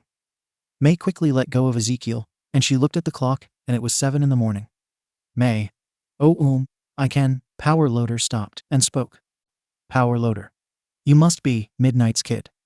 𝗂𝐭𝐴Z𝐵 nodded. 𝗵𝗃, do yourself a favor and get out of my studio. I've been hearing a lot of my students complain about someone stealing their parts. I would have guessed it was one of the rehabs. *, looks at May *, but you, May, what? Now hold on, 𝗵𝗃𝗧𝗏 cut her again. 𝗵𝗃𝗧𝗏. No. Every invention or gadget you have made it's always a failure. They get destroyed or just simply won't work. It's either heavy or just downright stupid. Hell, what are you going to do with that quirk of yours if you don't pass here? 𝗧𝗍𝐿 got up and spoke. 𝗧𝗍𝐿. It was my fault that I stole the other students' parts. Just don't talk to her like that. May got up and left the studio. 𝗧𝗍𝐿. May, * looks at 𝗵𝗃𝗧𝗏, great teacher you are man. 𝗧𝗍𝐿 put on his helmet and began to leave the studio as well. 𝗵𝗃𝗧𝗏. Great. May went straight to her dorm and started to cry. She grabbed a wrench and threw it on the other side of the room. She grabbed 𝗧𝗍𝐿's toolbox and slammed it into the ground. She was panicking and in distress. She was so tired of her inventions exploding, and now that her quirk was useless in the hero department, she was losing her mind. Until she heard a knock on her door. She stumbled while walking towards the door. 𝗵𝗃𝗧𝗏. May, I'm sorry. Look, can we talk? May slowly opened the door. May? What? 𝗵𝗃𝗧𝗏 took a deep breath. 𝗵𝗃𝗧𝗏. Those things I said. I didn't mean it. I know that your inventions explode. But you don't stop until you finish it. I see the potential. May, I am sorry.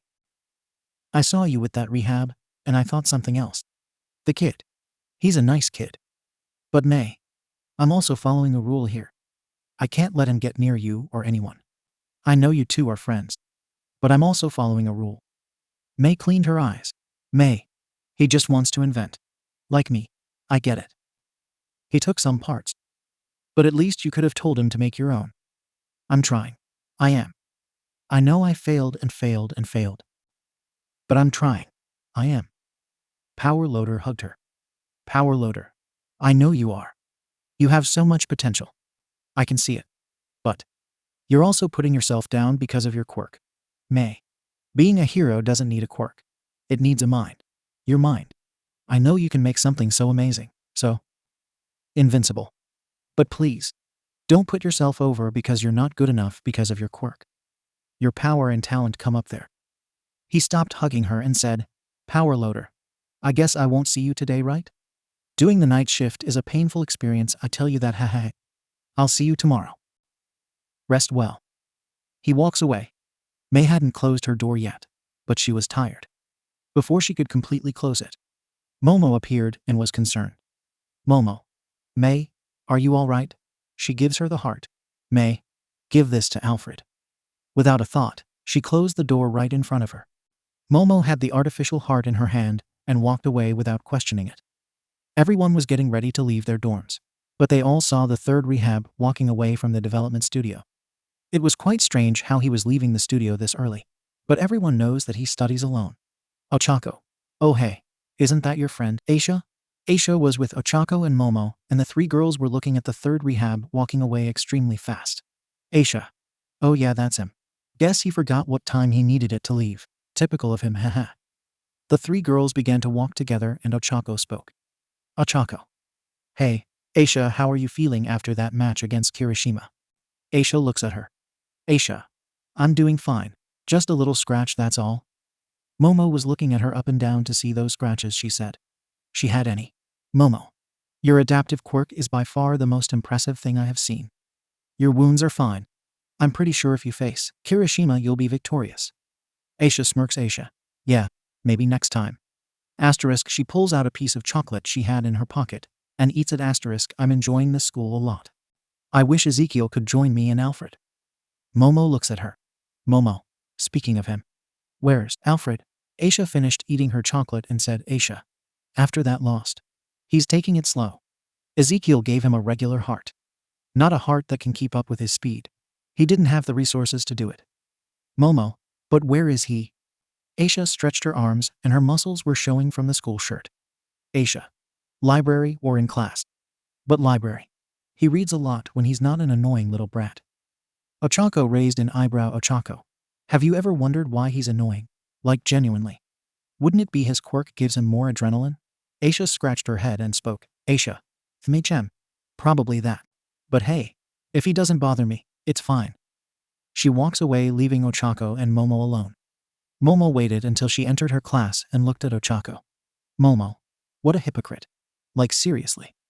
There are days she talks so nice towards them, and then there are days she just blatantly bashes them. Can't that woman make up her mind? Ochako was quite shocked by what Momo said, but she slightly agreed with what she said. Ochako, yeah, but when we are alone. She's nice. She talks a lot about the third rehab. Momo raised an eyebrow. Momo, oh, now? Asterisk, she turns around to walk the other way. Asterisk, guess, she's getting competition. I saw earlier that May leaving the development studio. Then Ezekiel. But hey, who knows if I'm just seeing things. Ochako, Ieyasu, where are you going? Our class is this way. Momo didn't say a word and went straight to the library. Meanwhile, in the library, Momo was looking for Alfred, and she saw in the distance a person reading a book. She walked closer to the person, and it was him. Momo, Alfred. Alfred turned around and saw her. Alfred. Oh hey, Ieyasu. Not going to class today? She sat next to him and pulled out the artificial heart. Momo. Just going late. How about you? You're not in class. He looks at the artificial heart, and he slowly closed the book. Alfred. It was activity training. The nurse told me to take it slow, so I'll be in the library for a while. What's that? Momo gently puts the heart right in front of him. Momo. It's an artificial heart. I'm pretty sure Ezekiel made it. But someone else gave it to me. Here. I hope this one works. Before she could finish her sentence, Alfred changed the artificial heart in an instant. He felt brand new. Alfred. Much better. Man. This feels even better than the one Ezekiel made. Who made it? Momo. A pink-haired girl.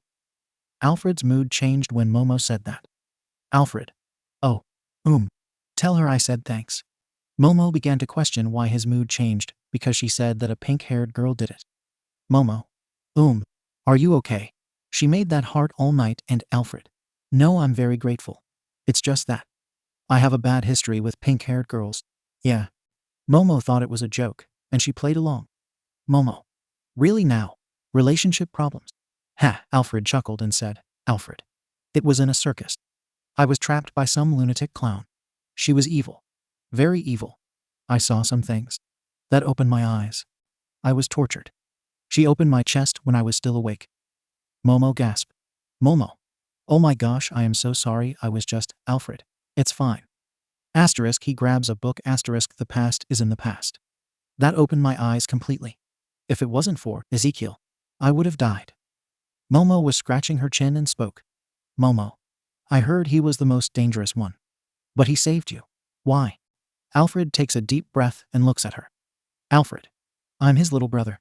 We are all a family. Aisha. Ezekiel. We argue a lot.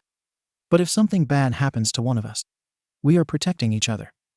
Momo thought to herself, how in the hell are these guys villains?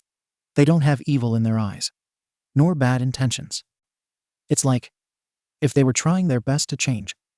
I wonder. Momo grabbed a book that was on the table, and she got up and sat the other way to look at Alfred. Momo. What's your biggest regret? Alfred flips a page of a book and says, Alfred. Stealing. I got caught. He flips a page of a book and continues reading. Momo opened her book and said, Momo. Stealing. Stealing what? Money? An illegal weapon? Tell me. I'm intrigued by this. She licks her finger and flips a page of the book. Alfred looks at her, but continues reading. Alfred. I stole a bunch of vaults.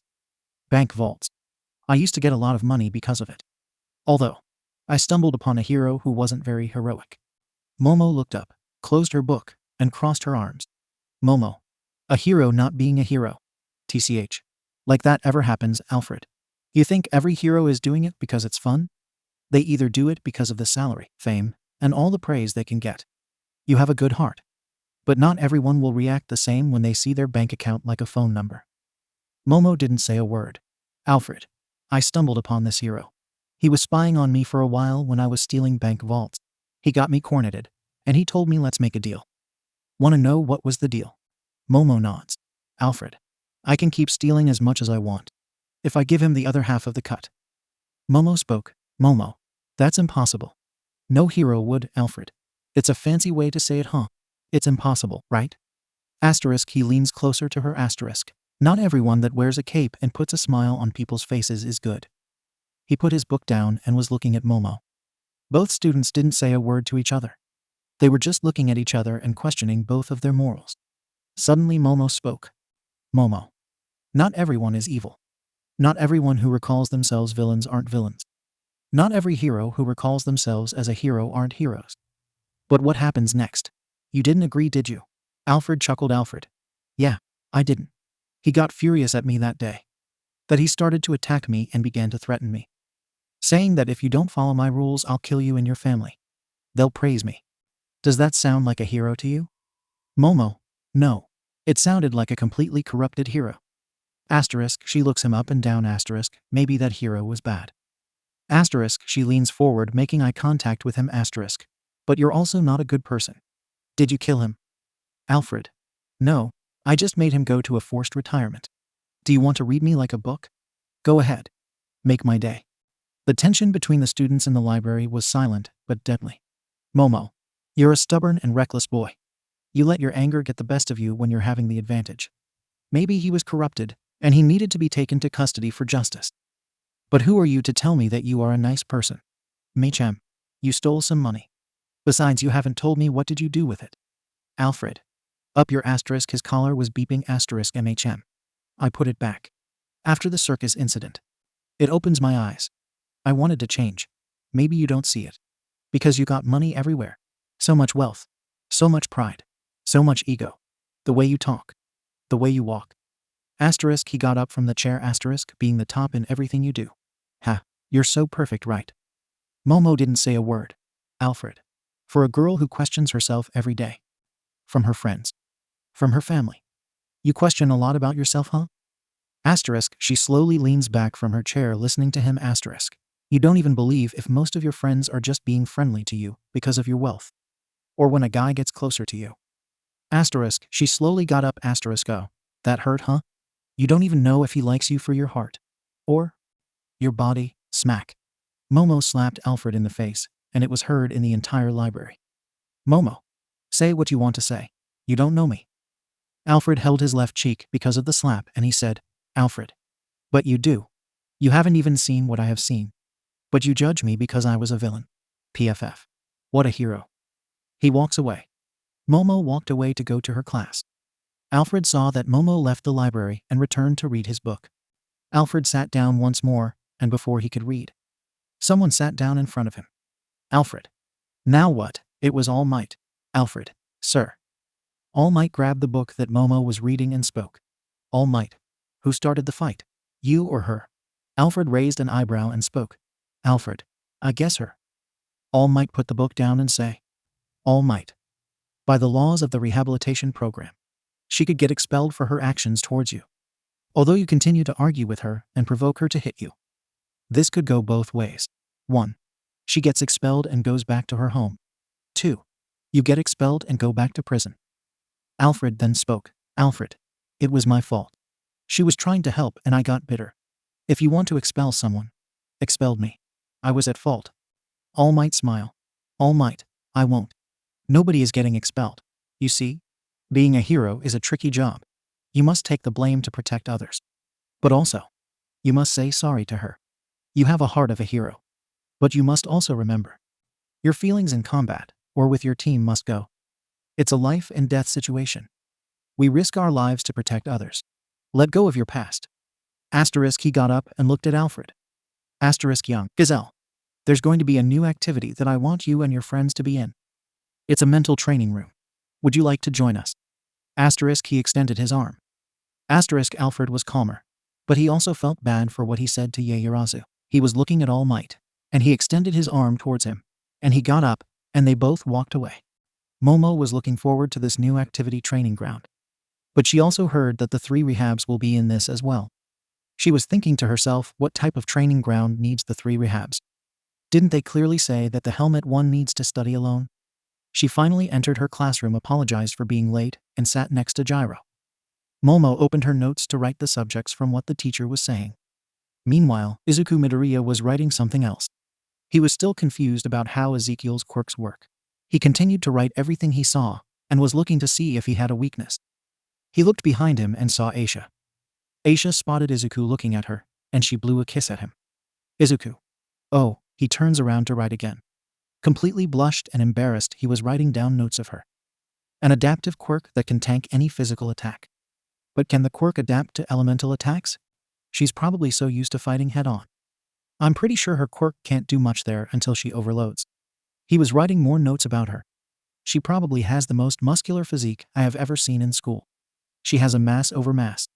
Her strength is quite terrifying, but her speed is something as well. But her quirk gives her so much power.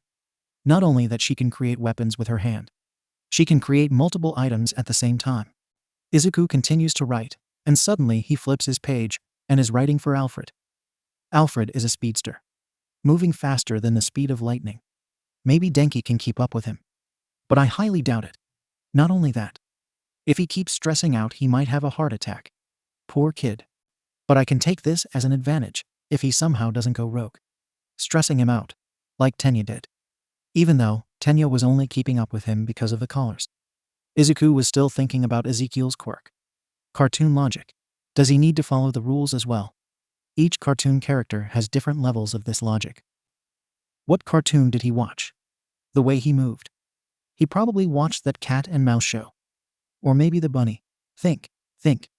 Before he could write more, the school bell rang. Everyone was leaving the classroom, except, of course, Aisha. Aisha was looking at Izuku, wondering why was he looking at her. Izuku got up and left, but Aisha was looking at the classroom. Aizawa, who was the teacher, looked at Aisha and spoke. Aizawa. Aisha, you can leave now. Aisha got up and left. She looked around to see if she could find her roommate, and she saw her talking to that frog girl. She didn't want to bother her, so she went straight to find Ezekiel. She looked at the development studio and began to sniff the scent of where Ezekiel was going. She got a clue and began to follow the scent. She quickly walked for 2 or 3 hours and stumbled across a normal wall. She was gently touching the wall and realized it was hollow. She quickly knocked at the door, and someone was going to open it. Aisha. All right. What can I say to him? Should I be as real as usual? No. Nah, he hates that. Michem. What to do? What to do? Someone opened the door, and it wasn't Ezekiel. Midnight. Aisha. Miss Midnight. Can I help you, young woman? Aisha was too stunned to speak, and then she said, Aisha, never mind. She left. Midnight closed the door and was looking at Ezekiel. Midnight. Did you seriously make a buster? An armor buster for yourself? Ezekiel didn't say a word. Midnight. Listen here, young man. What happened in America is in the past. I need you to understand that you can't hurt yourself like that. There are people here who want to help you. Not only that. Did you steal some parts from other students' inventions? Asterisk, she sighed heavily, asterisk. Now I need to talk to Power Loader to see if he can let you in again. Ezekiel. Asterisk, she sees that he began to open a cartoon drawing book, asterisk, as give me that. Asterisk, she quickly took the drawing book away from him, asterisk. Are you even listening to M? She looks closely at Ezekiel was shaking. Midnight extended her arm to caress his cheek. Ezekiel flinched and had his eyes closed, completely trying not to see the outcome of this. Midnight stopped and sat down. Midnight. I didn't mean it like that. Ezekiel, I'm so sorry, sweaty. Asterisk face palm asterisk my son, I'm sorry. I was just. Asterisk. She sees that Ezekiel is still reaching the coloring book, asterisk, you can have it, darling. He quickly took it and started to draw. Midnight was silent about this. Midnight. Cartoon is his coping mechanism. Asterisk, she sees tears falling in Ezekiel's eyes. Asterisk, Ezekiel. Asterisk, she quickly gave him a hug and a kiss on the forehead, asterisk, my son. I would never lay a finger on you. Your father is not here. He's not here. I'm here. I'm here for you, my son. Your mom is here. Midnight, I can't just yell at him like this. I need to think before I act. Oh, dear. He's so terrified. But the fact he's even respecting me and not talking back. Edward. What the hell did you do to our son? Midnight didn't let Ezekiel go. She was just hugging her son until he calmed himself. The new activity training ground will revolve around a mental game. How long can you endure the past?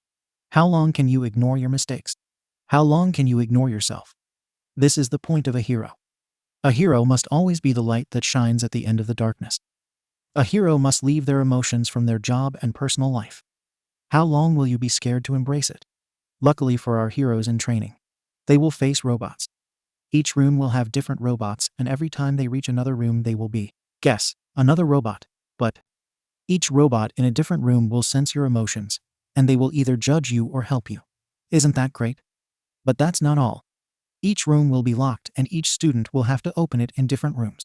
For example, if young 𝗵𝗲𝗍 opens the first door, he can't open the second, while the others have to push the robots away from you, talk to you, or encourage you. That's right. But what happens if the one who's opening the door gets mad? Well, simple. If he leaves the door for about 2 or 3 seconds, the team gets eliminated. Ha ha ha. Yes, the first time. To reach every single door wins. Our first team will be Team 𝐒𝐬𝐢𝐵𝗀𝗍𝗍. Alright team, let's think before we act. Alright, 𝗵𝘃𝗁. 𝗕𝐻 𝗵𝗲. This is a mental game. We must stay cautious. 𝗬𝗍𝐿, right. 𝗕𝗏. Our second team will be Team 𝗵𝗲𝗍, Deku. Mental. Huh. Alright. Mina. Can't wait, Kirishima. Haha, if I can break those machines, then we'll be alright. Aisha.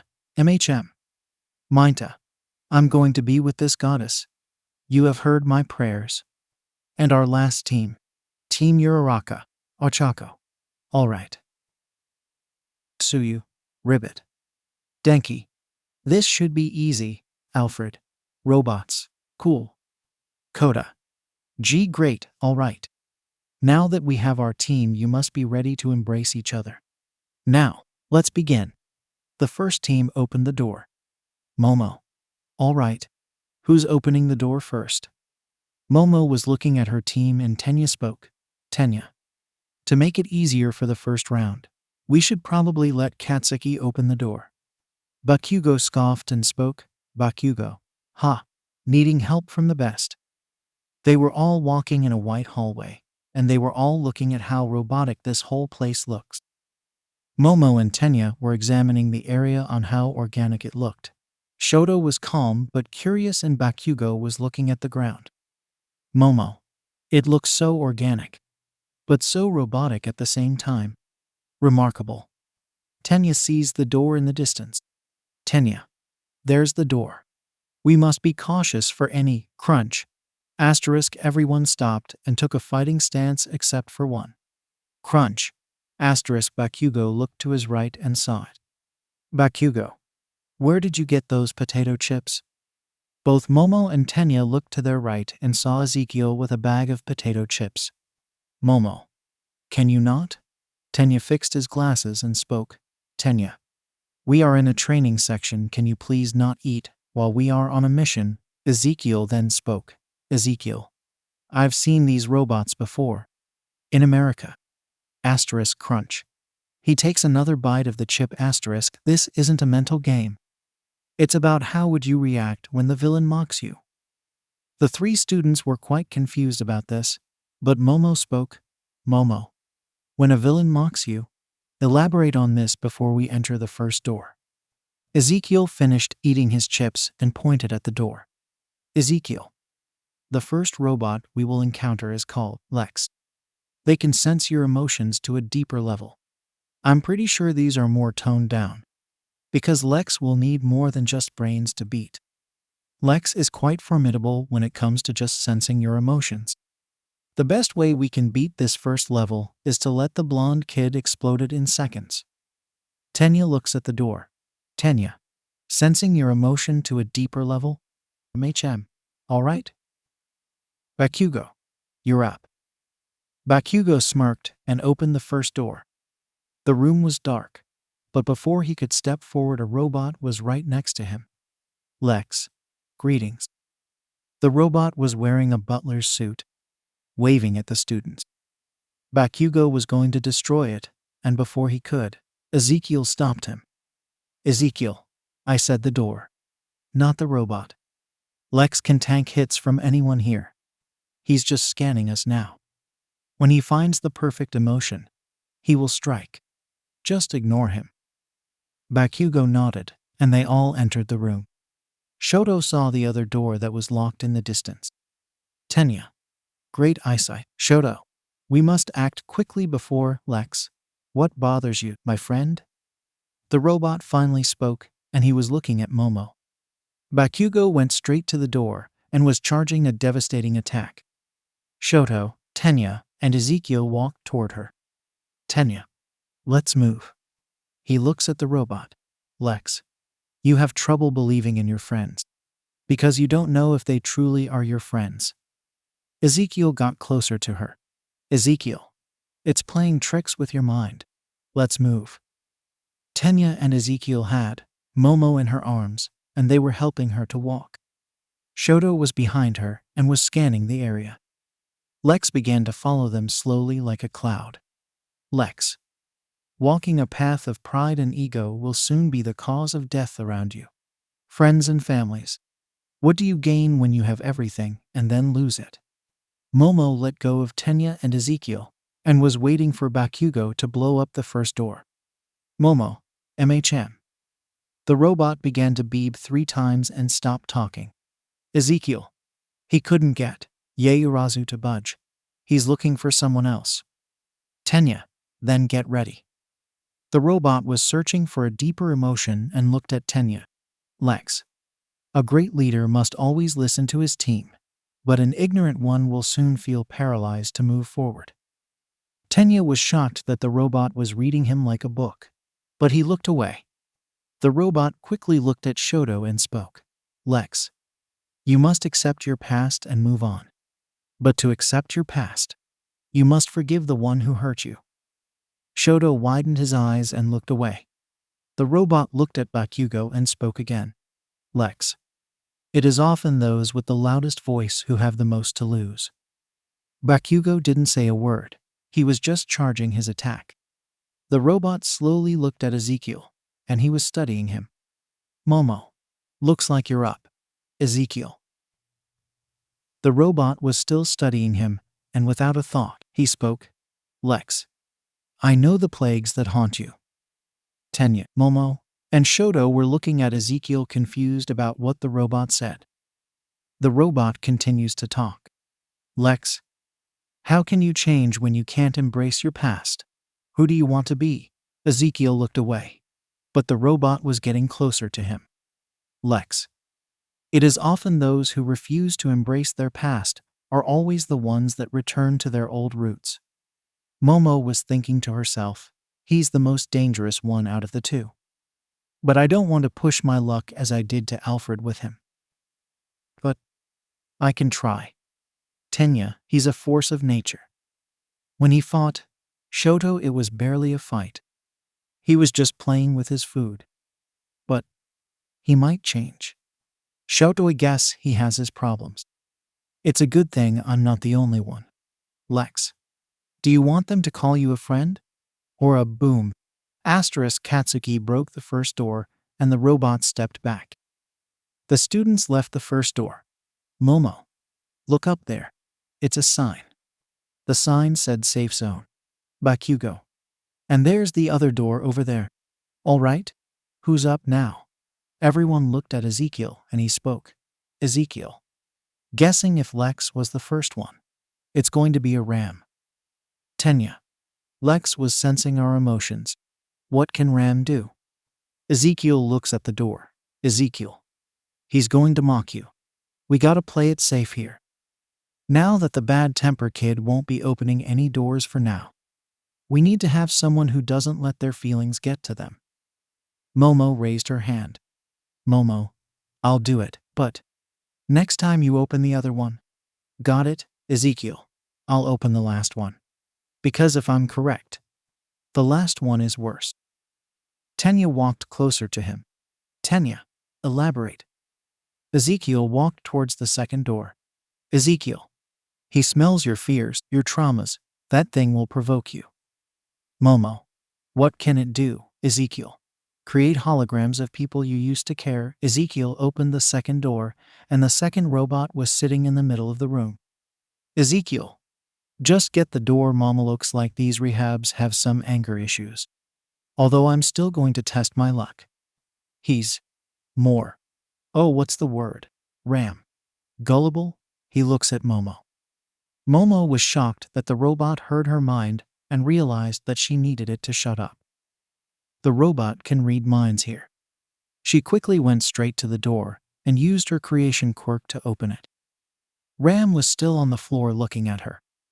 Ram was wearing a flamingo shirt and shorts as if he was on the beach. Ram? 𝗲𝗲𝗄𝐴. What's the matter? Did I scare you? Don't ignore me though. I might spill some tea in that little mind of yours.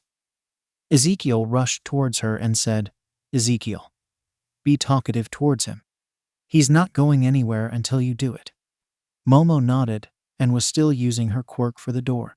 Momo, yeah, you can say he's gullible. The others got curious about who was she thinking about. Ram. Oh yes, he is. But, asterisk, he looks at Ezekiel asterisk, you think you can. Get him on your knees. Heh. Such a way of thinking, huh? Ezekiel looks at Momo. Momo, just a thought. His friend is almost doing it. Ezekiel looks at 𝗕𝗏. Ezekiel. Ram is focusing on how we react towards each other. Hiding a secret or a feeling, even if it's bad or good intentions. 𝗕𝗏. Fascinating. We still need to be a team even though we know something. Bakugo. I guess that's how it works. No, seriously. We need to balance our hero life and personal life. Even if we know something from our team. That's the main goal of this second round. 𝗕𝗏, Shoto, and Momo looked at Bakugo. Bakugo, the hell y'all looking at me? Ram, haha. Being at the top must be so lonely. Let me guess, MHA. Family matters? Momo stops and looks at him. Ram. Ah. Thinking that you don't need them. Haha. But look at you. Wanting to feel something. But for a girl like you. Haha. Maybe they don't like you. Maybe they do.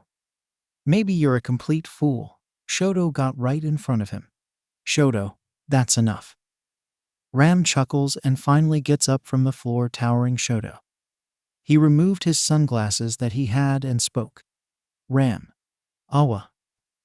So the boyfriend had to defend his girl, huh?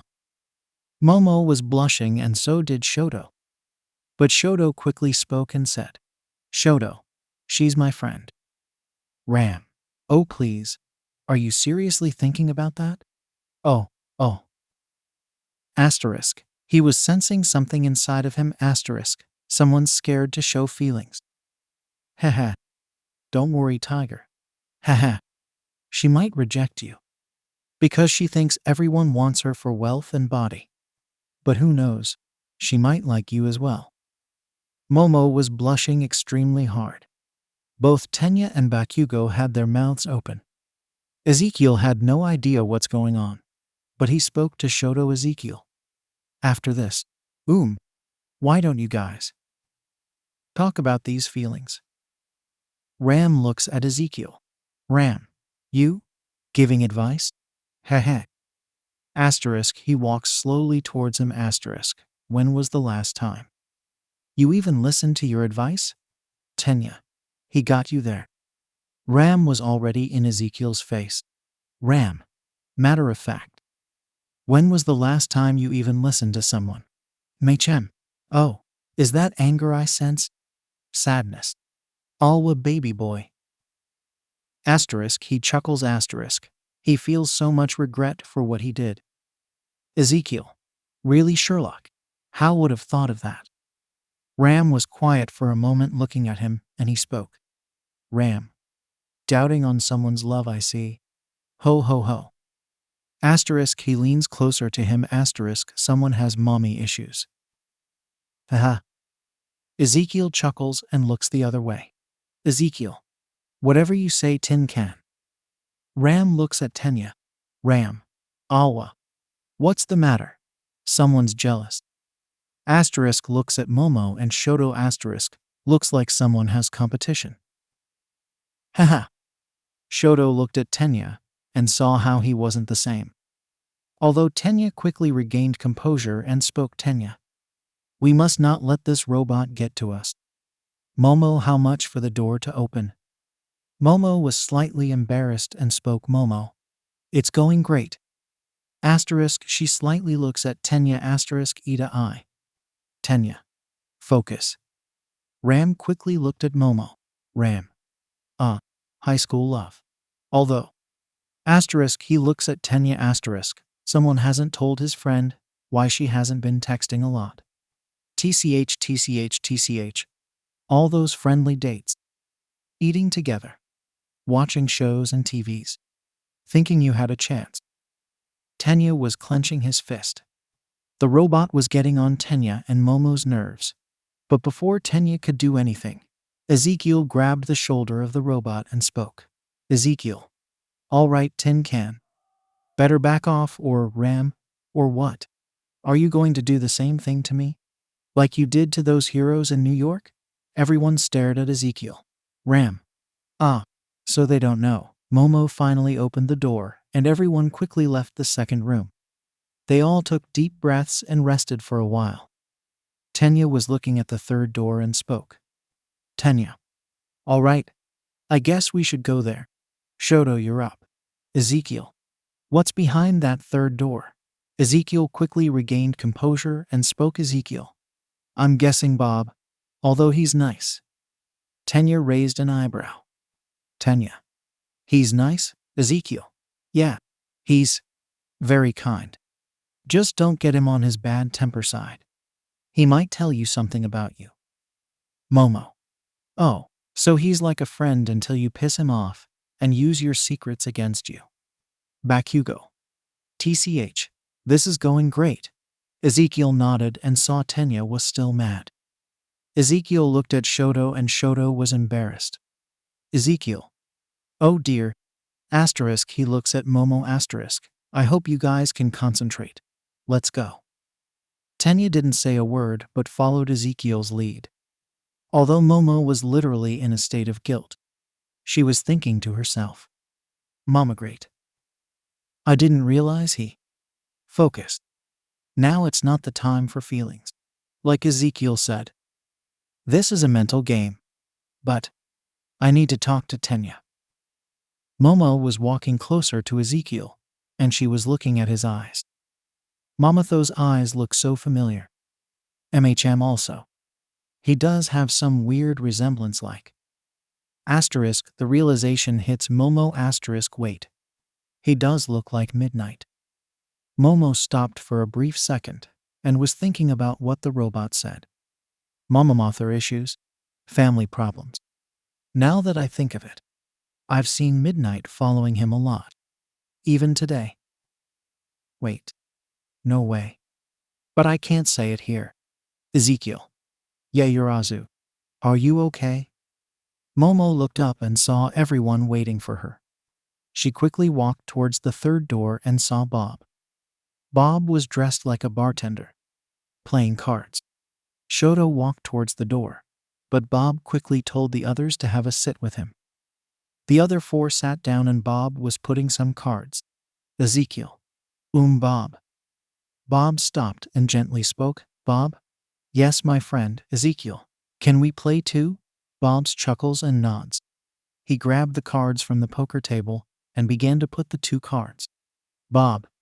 Do you want something else, my young friends? Momo. Water. 𝗕𝗗. Iced tea. 𝗵𝘃𝗀𝗀𝗀. Warm milk. 𝗧𝗏. Apple juice. Bob looked at 𝗕𝗏 and spoke. Bob. Do you also want something to drink, my friend? Momo spoke for him. Momo. He'll drink orange juice. Bob gently smiles and walks away. But before he can leave, he speaks. Bob. My friends, it's time for you all to break the ice. Do not leave the table. All right. Bye-bye. Bob left. 𝗕𝗗 looks at 𝗧𝗏. 𝗕𝗗. What's going on? 𝗧𝗏 looks at the cards in his hands and places on in the middle. It was a green too. 𝗧𝗏. He wants us to discuss what happened in the second room. Everything. Looks at Momo. Momo looks at her cards and places a green 5. Momo. Oh, why is that? Is this about breaking our ice if there's tension in the air in our missions? 𝗵𝘃𝗀𝗀𝗀 places a yellow 5. 𝗵𝘃𝗀𝗀. Guess how it works, I suppose. I can't say much. The robot wasn't talking to me. So, Asterisk looks at Ezekiel. Asterisk wanna talk about what you did in New York. 𝗕𝗏 places a yellow 8. 𝗕𝗏. Yeah. I know you want to change. But now it's the best time to explain yourself. Ezekiel looks at his cards, and he picks another card from the stack of cards. Ezekiel. Not very proud of it. But I took some heroes' lives. He looks at the card he took, but it wasn't the color or the number. Momo. You killed heroes, 𝗕𝗏.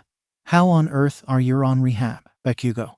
So a hero killer is roaming the streets, huh? Ezekiel picked some cards and got a stack of 5 cards. He places it in the middle with the other ones. Momo saw that she needed it to get 5 cards, so she grabbed it. Ezekiel. My quirk is unstable. My body can keep up, except my mind. I blacked out, and the first thing I saw when I woke up was New York in ruins and dead heroes around me. All of them were in shock. Momo put a red color with a number 2. Momo. MHA. So it wasn't technically your fault. That quirk of yours, it's pretty dangerous. It might cause us a lot of trouble. 𝗵𝘃𝗁 places another card. 𝗵𝘃𝗁. MHA. That's why you were so much stuff. PFF. I can probably beat you with my eyes closed. 𝗕𝗏 places another card. 𝗕𝗏. You must be forgetting Katsuki. He had a collar around his neck fighting Shoto in the sports festival. Just like how Ijiro was fighting Aisha and how I was fighting Alfred. We don't know the true power of their quirks. Bob appeared with drinks and placed it on the table. Ezekiel. My quirk is cartoon logic. Not only that I can just pull a comically large spoon out of thin air, I can make my skin like rubber. If I simply don't want to die, I won't. I can't feel pain. And my speed strength depends on who am I facing. Best believe me, I won't lose. They all stared at Ezekiel. His demeanor completely changed after they were discussing about what happened in New York. 𝗵𝘃𝗁. Really tough guy? TCH. I always wanted to face a villain like you. Maybe you're unstable up there. But I'll beat you to a pulp. Asterisk he lights one of his hands. Asterisk Ezekiel leans forward. Ezekiel. A villain like me? A world-destroying threat? That's what you want. Haha. Be careful what you wish for. He points at his hands and 𝗵𝘃𝗁 looks down and sees it was covered in tape. Bob. Children, please behave. Now that there are no more questions. Miss. 𝐎𝐻𝐢𝐻𝐻. Care to explain this situation between you and Mr. Ida? Both Ezekiel and 𝗵𝘃𝗁 looked at Momo. 𝗕𝗏 was also looking at her. Momo. It's complicated. But. Yes. Me and 𝗕𝗏 were secretly going on dates. It's just that. 𝗕𝗏. It just what? Both Ezekiel and 𝗵𝘃𝗁 looked at each other, still having tension between them. Momo. Shoto one time asked me out and MHA. 𝗵𝘃𝗁. So you thought that was a great idea, huh? Although I'm not surprised. Ezekiel. Have to agree with him. I thought you two were together. Never thought you were with that kid over there. 𝗕𝗏 drinks his iced tea and places a card. 𝗕𝗏. You couldn't just text me and say I found someone? Momo gently places a hand on 𝗕𝗏. Momo. I'm sorry, I just didn't want to hurt you, and 𝗕𝗏 gently pushes her hand away. 𝗕𝗏. It would have been more mature of you to tell me that. Shoto opens the door, and they all quickly leave the room. Bob happily waved at them. The tension was extremely high. Friendship has slowly been broken. Loved ones in shambles and new rivalry on the horizon. 𝗕𝗏. You're up, Ezekiel. That's the final door. Let's all concentrate. This is a mental game. If anyone wants to discuss something, let's just discuss it after this game. Please. Everyone nodded and Ezekiel went first. Momo. Ezekiel. You said this final robot will show us our fears. What's the robot's name? Ezekiel. Sif. He's only choosing one. Guessing the one who will open the door. It's a game on how you face your fear and move forward. That's why I wanted to open the final door. Everyone looked at Ezekiel. 𝗵𝘃𝗁. You would rather get thrown your PTSD around like that rather than us. Huh. He looks at 𝗧𝗂𝐿 with a little respect. Momo. But do you want to experience your fear again? 𝗕𝗏 can go and 𝗧𝗂𝐿. No. 𝗧𝗂𝐿 opened the door, and it was a dark hallway. 𝗧𝗂𝐿. Get behind me, guys. Everyone was behind him. 𝗧𝗂𝐿 walked forward.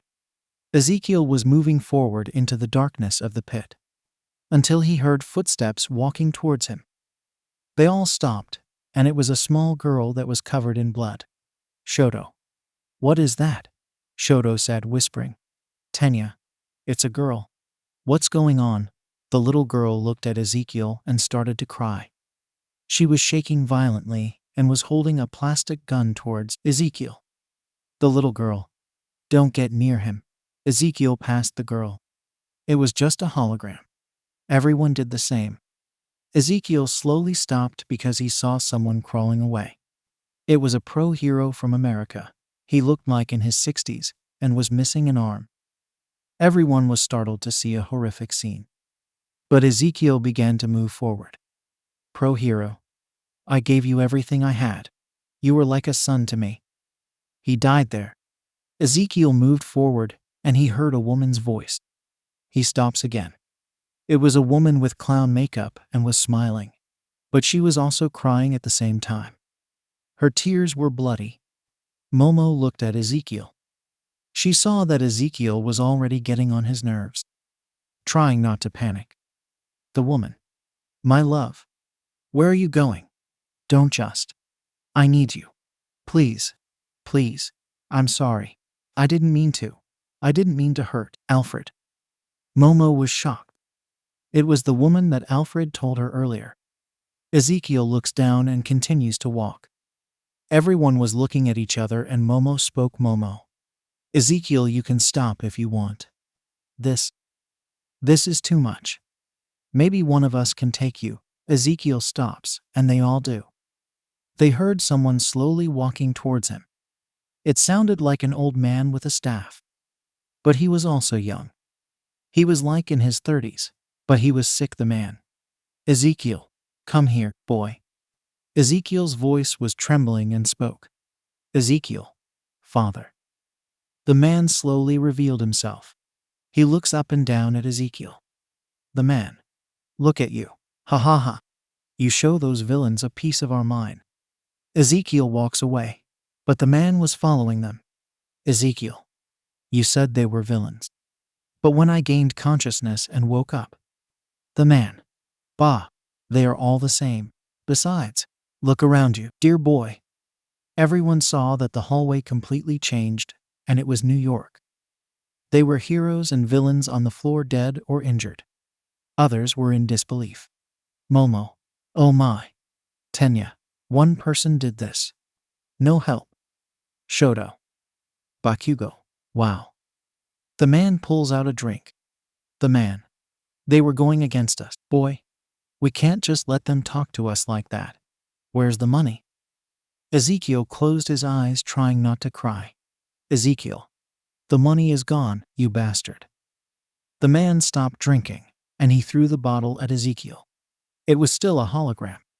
The man. You idiot. Can't you do anything right? That's why your mother left you. Be a man for once, you pathetic creature. Bah. 𝗧𝗂𝐿 continued to walk and saw a door. He opened it and saw the final door. 𝗧𝗂𝐿. I'll open the door. He rushed in, trying to open it with his strength.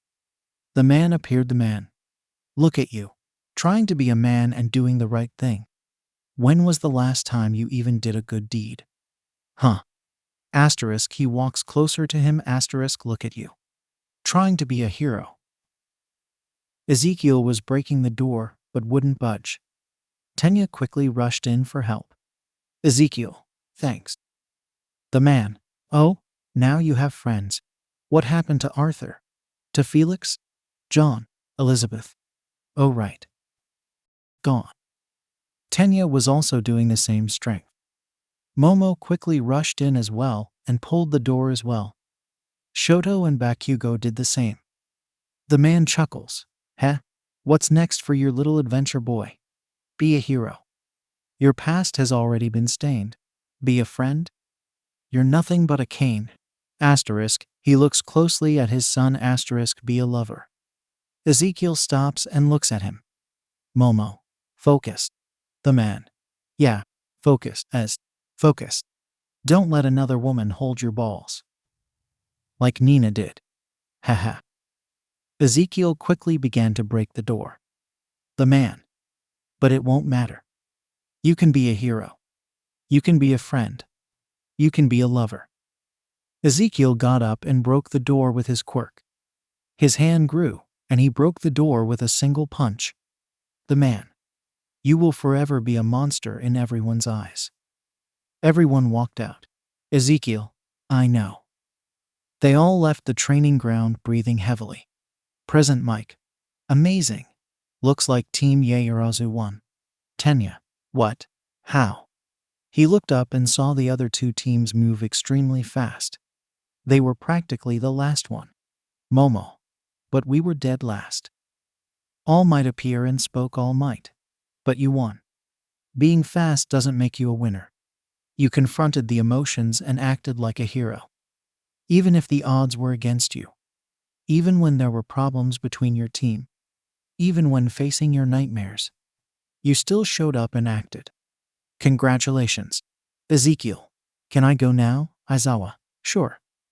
Ezekiel waited for the guardian to put on his helmet and handcuffs. But he didn't show up. Aizawa. Oh, waiting for him? Don't worry, you can go.